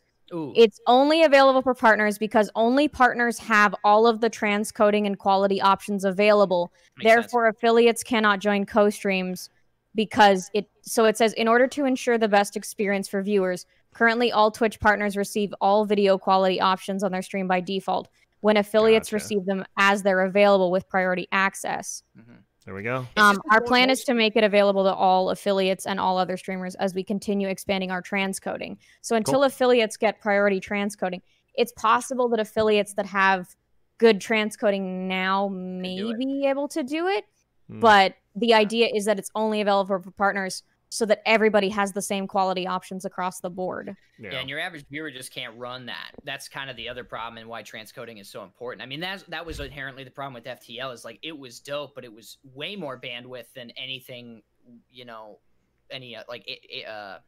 how video is delivered on Twitch. I'm not trying to get too technical here. And co-stream is the same. Like now all of a sudden you got to load 4 streams. And so for people most people have pretty average internet, like that's super demanding. And that was a big problem we dealt with at Mixer. Like you were saying, like I can't load your Mixer streams. And it's like, with the FTL, your bit rate's too high. Like there's so many things that go into place before hitting that person. Yeah. And they just have shit internet, and you're never. And so I think Twitch has just really worked around that. I know I got Tanzi behind me. Dude, your wallpaper's been cracking me up every time it changes. I know, it's great. I gotta laugh every single time. Oh man. But the next one is a little bit off of the Mixer topic. Someone was asking if you guys, I'm gonna group in 2 more reveals too, but Moving forward, we got our PlayStation reveal, we got our Xbox reveal, we got our Microsoft games coming out. What games are you guys excited for? And also today I saw like we got I don't know if you guys are DC fans. We got the wild. The Gotham and the Batman reveal too. What are you guys most? I wasn't expecting to like Robert Pattinson as Batman. Oh my god, I wasn't expecting to like Pattinson. Period. Moving forward, what are you guys excited for? Let's start with Maru again. Because I saw your face light up when I mentioned DC. I'm a huge comic book nerd. And I love Batman. The Gotham Knights, that looks amazing. I haven't seen all the trailers and everything. I'm waiting for after the show. I'm gonna watch it with my wife. Oh, nice. But I've seen some images, and I'm not putting judgment on Robert Pattinson because he has bad rep from Twilight, but I put judgment on Heath Ledger, and he turned out to be like the greatest Joker ever. So I'm definitely not passing judgment until I actually see it. Robert Pattinson's a great actor. He's a great actor. He's an amazing actor. If you haven't seen The Lighthouse, I mean, or like Remember Me. The Lighthouse is terrifying, man. Yeah, he's such a good actor, but he gets like downplayed because of Twilight. I mean, everybody that was involved in Twilight, unfortunately, will have that for the rest of their lives. It's true. Maru, I'm not gonna lie, I'm upset you didn't watch the because I wanted to talk to you about. I don't want to ruin it for you. Go ahead. Yeah, no spoilers. Yeah, of course. But in terms of games, I'm really looking forward, obviously, to the next Destiny expansion. Say what you want about Destiny, but I'm always going to be there. I've been playing since the alpha. Cyberpunk and Fable. A new Mass Effect whenever that comes out. But I think probably the biggest one for me is gonna definitely be Rogue Squadron. I'm a huge, as anybody can obviously see, I'm a Star Wars nerd. So Rogue Squadron, because Battlefront, playing Battlefront 2 and playing the ships and doing all the battles, that's like my favorite thing. I need to go grab my lightsaber. Listen, quick story. I spent $600-700 getting the whole PlayStation VR just so I can play X-Wing and see a Super Star Destroyer come above me. Like I did it, and tears were coming down because it was such an amazing experience. So you need to film that. Rogue Squadron is definitely my go-to. Yeah, I've got my Star Destroyer behind me, and there's an FX lightsaber behind it. So I'm a huge Star Wars nerd. So that's definitely the game. I'm oh my god, do we have the same one? Yeah, let's go. Let's go. We're gonna need to get you to that Star Wars land, Maru. Oh yeah, I was supposed to go this year, but obviously we do have the same one. That's wild. Dude, that's wild. I got this. So we went to Star Wars Land with Stein for his birthday after E3 last year, and we all bought different lightsabers so we could get our picture together. And Stein was my co-pilot on the Millennium Falcon ride. So get to Star Wars Land if you're a fan. It is unbelievable. I can't wait. I want to go someday. Absolutely. All I need in my life is just a video of Maru drinking the blue and green milk. That's it. Oh yes, that'll be on my my OnlyFans content. Yeah, there we go. I'm getting. But what about you, Years? I don't know if you watched all the reveals and everything like that. So no spoilers about the Gotham stuff for Maru. But what are you excited for? The trailer. I should say I saw the Gotham trailer. Spoilers from me. I'm like not a movie person, so I don't know anything about Star Wars, Batman, anything about that. However, as far as games looking forward, any games like coming out that I'm looking forward to, I mean the main one I was looking forward to was Ghost of Tsushima, which obviously already came out. That was number one on my list when they did all the different reveals coming out. But I guess overall, I feel like there hasn't been any really good horror games come out lately, like single player horror games. Because I love playing like story mode games. There's so many coming out. Do you like Man of Medan? I've never played that, but it's on my list of games because everyone said that was really good. Now that I have a gaming PC coming in the next week or so, I know that opens a huge window of new like horror games I can play. But I feel like I don't know. I just feel like I'm looking forward to more single player games coming out. I feel like that's really enjoyable to watch for streaming. It's always a good change because I'm a very Apex heavy player for the most part, or Warzone, or a lot of shooter games, Rainbow Six, stuff like that. So I really like those, the week or a couple of days that we take off and just play a story mode game. But I don't know of any other new ones really coming out that I'm looking forward to. I don't know too much about Cyberpunk, but I know a lot of my community is looking forward to that, so I'll probably end up playing it. But Ghost of Tsushima was pretty much my main game this year that I was looking forward to, and I've already played the whole thing, and I love it. It's definitely on my list of possibly one of the best games I've ever played. I think it's in a good running for Game of the Year. Oh, yeah, absolutely. Wasn't there a new horror game announced? There's so many new horror games announced. Is it Medium? I forget it. Yeah, that's one of them. There were some at the Xbox conference. I remember that. Yeah, Medium was one that I did put down. You're right. I just forgot about it. That one. And there was another like zombie game. Was it? The PlayStation and Xbox reveals were kind of like dark. Like the first. Very dark. Like there's a new Resident Evil game coming out. That's right. Resident Evil 2. Yeah. That was so good. Blowing Ethan's mind right now. I love horror so much, you guys. Like I could gush about horror. I actually played Visage for the first time. I've played my first Resident Evil game this year, which was wild. I played, and it was amazing. It's so good. You guys are gonna hate me. I don't play horror games. I'm a little. I don't do it. I feel like I'd freak out. Dude, abso-freaking-lutely, man. Yo. That's why you stream it, bro. It's such good content for your community. It's such good content. I mean, I'm not trying to crap my pants. You know, like I love this chair, dude. You know. I even hooked up scary alerts. Like I had scary alerts so like my chat could pay embers to scare me when I was. Yeah, that's super awesome. And also, you might be able to lock in a Depends partnership if you start crapping your pants on stream. You never know. I don't really want that to be my thing. Maybe I'll hit up Rainy Games for that. That's kind of her thing. So. Oh man, 100 packs only at Costco. But years, you gotta play Man of Medan, and not only that, someone said it in chat, but the Dark Horse Anthology, which is the company that make it, or Dark Pictures, I can't remember.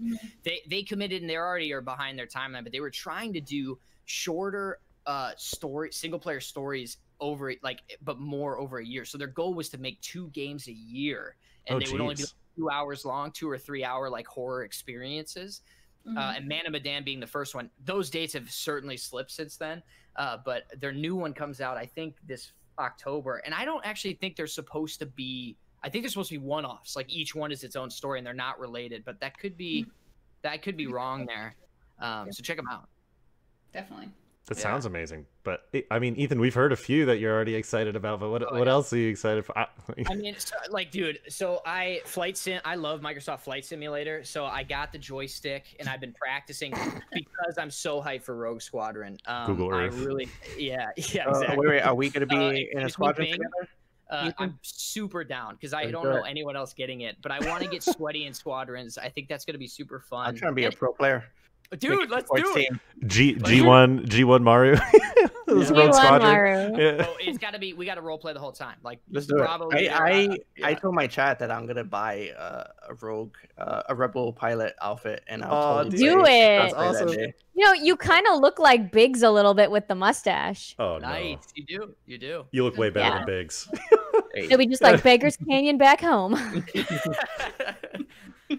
It's gonna be great. I think that game would be sweet, and if nothing else, just immersive. Like, say what you want about Star Wars Battlefront, but the audio alone is such an immersive experience. It's a great game. Dice just does that so well. Like even in Battlefield, like they just kill it with audio. They really suck at it. And so I'm really excited for Rogue Squadron for that. I think everyone's excited for Cyberpunk. I'm really hoping it's good. I will say, you know, it's their first foray into a story-driven game without any source material. Like The Witcher, they had all these books to go off of, and Cyberpunk they don't as much. So my biggest fear is like we're gonna get a really cool game with just a weak storyline. You know, just not I'm definitely a little bit worried about that too, because. But I just keep my hopes high because I think it looks great. I'm really looking forward to it, and nothing has filled my void since beating Red Dead 2 in terms of depth of immersion. Like the fact that you actually physically pick up objects in Red Dead, and like there's these stories that NPCs are going through whether you're there or not. I have been unable to touch another RPG since beating Red Dead because nothing is that detailed. There just isn't another game like it. Have you played Tsushima? Yes. Tsushima's a great game, but it's not detailed at all. Right. It's the same. It's not thing. as immersive, right? No, it's like Assassin's Creed. Did you see Avowed? No, I'm not trying to say it's bad. It's a great game. I really like it. I guess what I'm trying to say is like when you play Red Dead, there's like I don't know. You know what?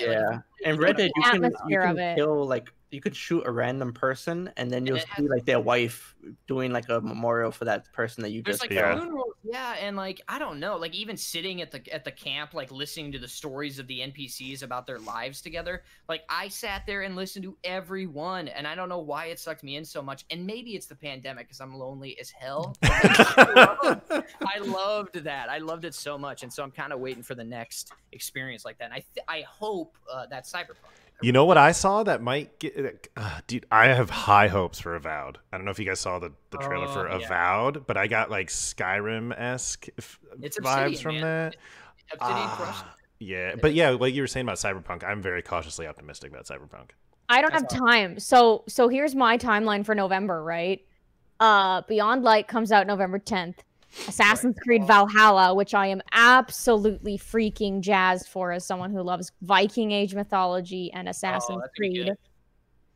I'm dying for it, but Destiny is the 10th. The raid is probably, we don't know exactly when the raid is coming out, but there's never been a woman on a world. There's never been a woman on a world's first team in Destiny. So really? I got to get my grind on. Yeah, every single belt holder in Destiny that is world's first has been male. You got to change it. So like, I want to fix it. I got to grind a bunch. I got to farm all my materials beforehand. So like, it launches, Beyond Light happens, then I got to race for world's first. Then the raid happens. Then Valhalla is like, it's the 18th or 17th. So like, I'm not gonna have time for Cyberpunk. Like, I literally don't have time in my schedule for it. So if I do play Cyberpunk, it's not gonna be for like, you know, like a few months. And it's, unfortunately, it is the one I'm least excited about of the three, just because I know that my audience loves Destiny. I know that my audience loves Assassin's Creed. So like, I have to make the decision to put Cyberpunk on the back burner. But like, you know, it's a thing. But I'm excited for that. I'm excited for Avengers. I'm looking forward to seeing where the end game goes with that game. I haven't really had, I played both betas, but you know, we haven't really gotten a glimpse of what the end game for that is like. I hope it's good. I'm excited for it because I love RPGs. I love things with skill trees.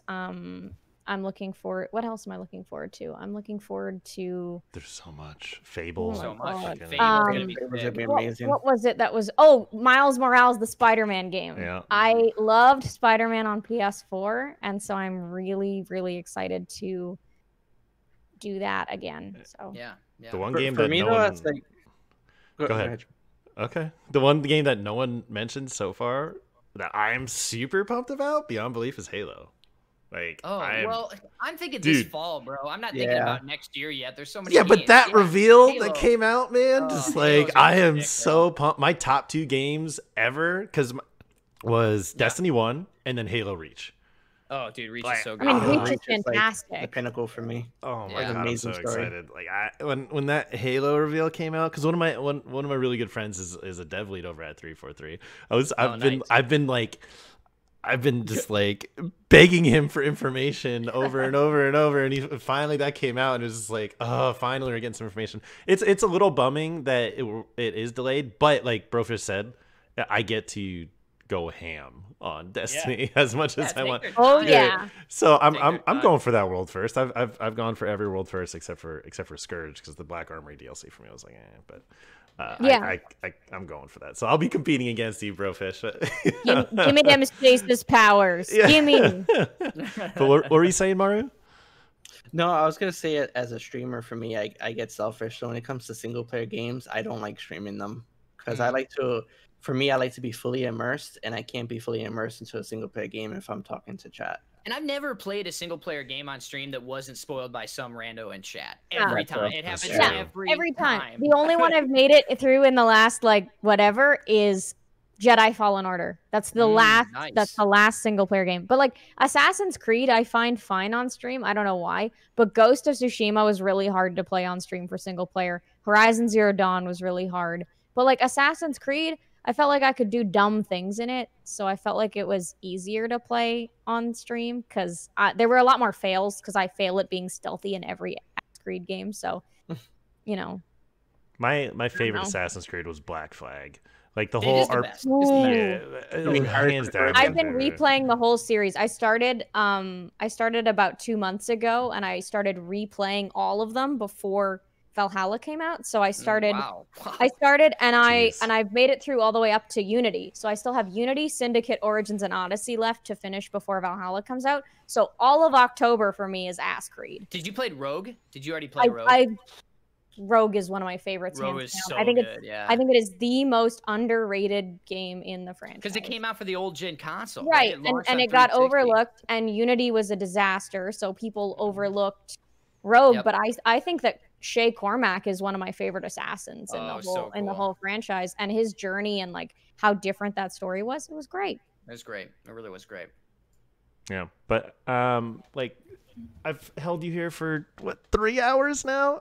So I actually stole this straight from the filler. You're gonna hear this almost word for word, Maru. But to end the stream, I always like giving you guys a chance to thank someone at the end of the stream that has really helped you, or multiple people. Just thank them, and then also tell everyone where they can find you, where that is, what you're trying to do in the future. If you guys need any help or anything like that, I'm always down. But just the last thing on the stream, I want you guys to just say thank you to someone that's really helped you in this with this transition, before, after, whatever it is. We can start with BroFish. Oh man, dang, there's so many. Yeah. Right? Yeah, it's tough. I mean, this is gonna be sappy, but I want to thank my husband. He's a Twitch partner, and he was the person when I decided to switch back to Twitch to tell me that everything was gonna be okay. That everything was fine, and that I was going to be great when I applied for partnership. He actually was here visiting from the United States, so I got partnership like 2 days before my birthday, and while he was here, and he was the person who, during the entire time I was waiting for my application to come back, kept me sane, keeps me grounded, keeps me from worrying too much about what everybody else is thinking. And I like I said before, I really couldn't do this journey without him. It's amazing. So. Yeah, I followed Mitzi for a long time. And he's also a great streamer. He does content on the Borderlands channel. He's an independent contractor with 2K. He does the Bordercast and other shows, and he's phenomenal. He's great. That's awesome. What about you, Years? Does it have to be only one person? No. Okay. All right. I touched about this earlier, but yeah, she's stretching first. She's like, I like to thank all of Twitch. Hands down, my moderators, I gotta thank them a lot. A lot of them stepped forward, and like, because I kind of touched about how I lost someone that was like the backbone of my stream for a long time. So a couple of my mods have really stepped up recently as far as helping me with things that I'm not necessarily good at, especially video editing, and just editing like marketing materials in general. One of my mods, Chunky, I would say took the biggest leap when we had to change from Mixer to Twitch. He really had some big shoes to fill, and he filled them and exceeded out of them. He's really helped with, as far as, I don't know, just kind of keeping me grounded, and helping me be the overachiever I want to be. I would be like, okay, so he'd be like, you have any work for me to do? And I'm like, well, I kind of have this idea for this. And he'd be like, all right, let's do it right now. Like, so, like, he kind of feeds into my overworkingness. But overall, all of my mods, honestly, they've really just kicked ass since moving from Mixer to Twitch. Actually, when I first started streaming on Mixer, something that was brought up on one of the Level Upcast shows was my community, how welcoming my community was. That was what I was known for, is my mods just being so welcoming and nice, and then, you know, me being so welcoming and nice. And I just really hope that people still see that from my mods when we moved over here. Obviously, we're still kind of getting the hang of things. Everyone's still trying to get their situations adjusted and stuff, but I really got to just thank them for keeping me level-headed and, you know, kind of reminding me that, you know, just because there's little hiccups doesn't mean to kind of give up, because sometimes I'm real quick to just jump to that. There's a big change for mods. I mean, mod view, the first time I opened it, was like overwhelming. I was like, I don't know what any of this does. I'm going to turn it off before I ban everybody. So. Yep. And I don't look at it. The first time I looked at it was when, like, I was watching Professor Broman stream in the morning, and he was like, I have no mods. He's like, hey, BroFish. And I was like, oh, God. And that was the first time that I, like, opened mod view, was like, okay, now I have responsibility. Mm-hmm. So yeah, it's a lot, yeah. But I don't have enough monitors to have mod view. I only have 2, so like, oh, that's true. I need another monitor very badly. There we go. You guys heard it. BroFish needs a new monitor. No, not like that. No. So if anyone would like to get, I'll take one. Kindly. That's not what I meant. My donut goal is right now is to get a new monitor. Oh, respect. What about throw one my way for my gaming PC? I'll take it. What about you, Maru? What's one person or one thing you'd like to thank moving over here? Yeah, definitely two people. One would be I already thanked her before, but she can definitely take more thanks. Would be my wife. She's been amazingly supportive throughout this whole journey and making sure, giving me all the time I need to do everything I need. And it's always weird having to set a schedule and be like, hey, this is the time that we can spend together when I'm not doing this. But she's been super supportive and understanding. Usually the weekends are for her and me to just watch stuff. We're watching the Vampire Diaries right now. So she was a little bit upset because we were right at a good cliffhanger part, so she's desperate to get back into the Oh my gosh. Oh, I'm so sorry. No. You gotta do this interview? What are you talking Yeah. What? No, but she was super supportive, and she was just saying how proud of me that she was. So she's been amazing. And for my second one, obviously would be to Troy. He was one of the first people I actually started watching on Mixer, and I got to learn a lot through watching him as a streamer, and the people that he knows I got to know also, Ryan and Alex and all of them. And he was one of the first guests I had on my show, and now I'm here. So all the support to him. I'm saying it like you're not here, Troy. All the support and love to you. You're amazing, amazing content creator, and I'm happy to be able to call you a friend. Man. So. Don't make me cry. All right. I'll still beat you in the hair contest, though. Oh, absolutely, man. I'm not even in that run. What about you, Ethan? Oh, man. I don't know. I did this all on my own, so nobody. No, all right, Twitter. Yeah. Jokes aside, yeah. Where to begin?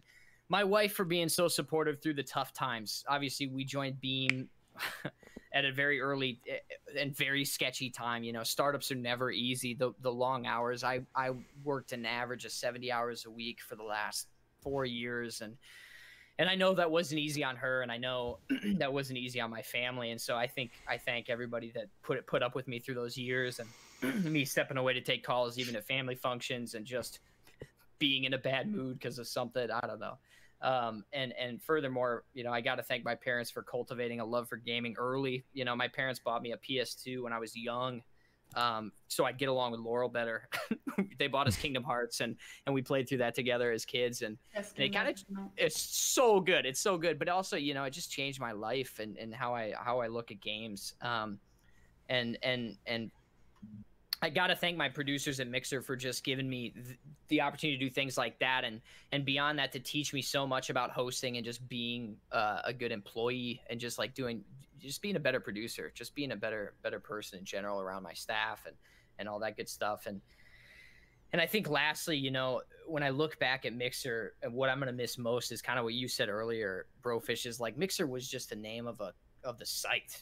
Mixer was us. It was our communities. It was the people that are in this chat now that are still hanging out, the people that are still in your communities. That is what Mixer was. And so I thank everybody that was a part of that community, regardless of when it occurred. If you were there from the alpha, the beta, not even until we were Mixer, like whenever, because it was a risk. We all took a chance. We all took that jump together. And while it didn't pan out in the same way I think we expected, I think 99% of us are walking away from it better, and with friends, or with experiences, with expertise that we didn't have. And so I wouldn't trade the last few years for anything. Yeah. And it's because of you guys. It's amazing to hear, man. Thank you for Ditto. that. I always like to just say a little bit, like, at my end, to thank you guys. BroFish, I've looked up to you for a really long time. Jumping onto Mixer, you're one of the first people I ever watched. Especially in the Destiny community, you were always in the Destiny community and always uplifting. Every time I was in your channel, you were always so friendly. Your mods in the community. I love you, bud. Thank you. And I'm glad to have gotten to know. If there's one thing that I can say about Mixer, is I'm glad that I met so many people that I am lifelong friends with to this day, and Absolutely. You're one of them. And like, thank you. Never gonna forget that. I can't wait to hang out with all you guys at a con. We Yeah. need conventions. Someday. As I say to everybody, I'ma hug you real bigly. Yeah, I'm definitely a hugger. I want to too. thank everyone else too. Like years, like we started around the same time. Like we started streaming around the same time. We got partnered around the same time. Like I always felt a friendly little bit of competition around like comparing myself to the streamers I started around, and you've always pushed me to be better. Even on Mixer, like on Twitch too. Like you've always pushed me to be better. Every time I'm in your channel, you're always friendly. Like I loved hanging out when you were playing Ghost of Tsushima. Your community is so welcoming. It's so warm every time you enter Years' chat. Everyone's friendly, everyone's kind, and that's a testament to you. You know, that's the community you built. I just want to say thanks. Every time I'm in there, I feel at home. Maru, I've known you far longer than you've known me. And Little Light Radio was one of the many, along with Destiny Community Podcast, Guardian Radio, the Crucible Podcast, Little Light Radio. Like, I was so Destiny starved. I searched everywhere for podcast, and Little Light Radio Little Light Radio gave me that content when I was working 12-hour shifts at night. I was a chemist working by myself in a lab. It was me and a microscope.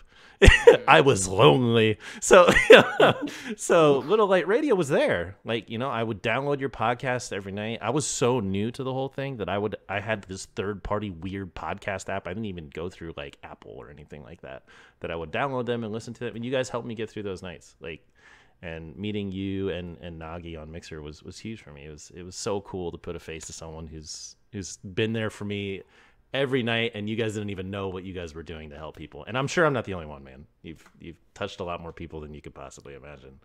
I appreciate that. Yeah. And then Ethan, you've helped me a lot without knowing either. Like from Mixer matchups, like to watching all of your level up shows, you guys at Mixer have cultivated and helped so many of us. You have no idea. You've literally changed lives. Like, you've saved lives. Like, I don't think you guys quite understand, everyone at Mixer, and what you've done for people. Even me at Mixer matchups, it was such an honor to work with you guys. I was so nervous. Like that first time, like getting on a call with you guys for that tournament, and then everything going wrong that could possibly go wrong. I was so nervous. Like, and then throughout the whole show, like having it run through my shitty PC and having like the quality going down and ending the stream like during breaks during the tournament and re-bringing it up. You were amazing throughout all of that. You somehow, if anyone's ever looking to hire like a host for anything, I would shout your name, man. Like throughout all of that, you were calm, but like uplifting. And no matter how toxic the chat got, you were so cool throughout the whole thing.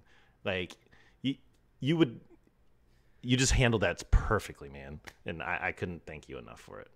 That's high praise, Troyes. I really appreciate it, man.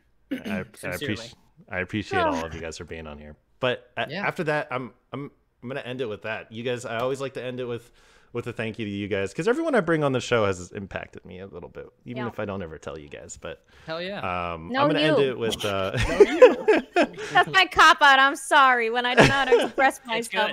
It's everyone's cop out. It's everyone's cop out. We all do it. But we're gonna end it with rating another Mixer friend that I know of, Princess Highland. I don't think I've ever actually hosted her before, so make sure you guys say hi to her. She's awesome.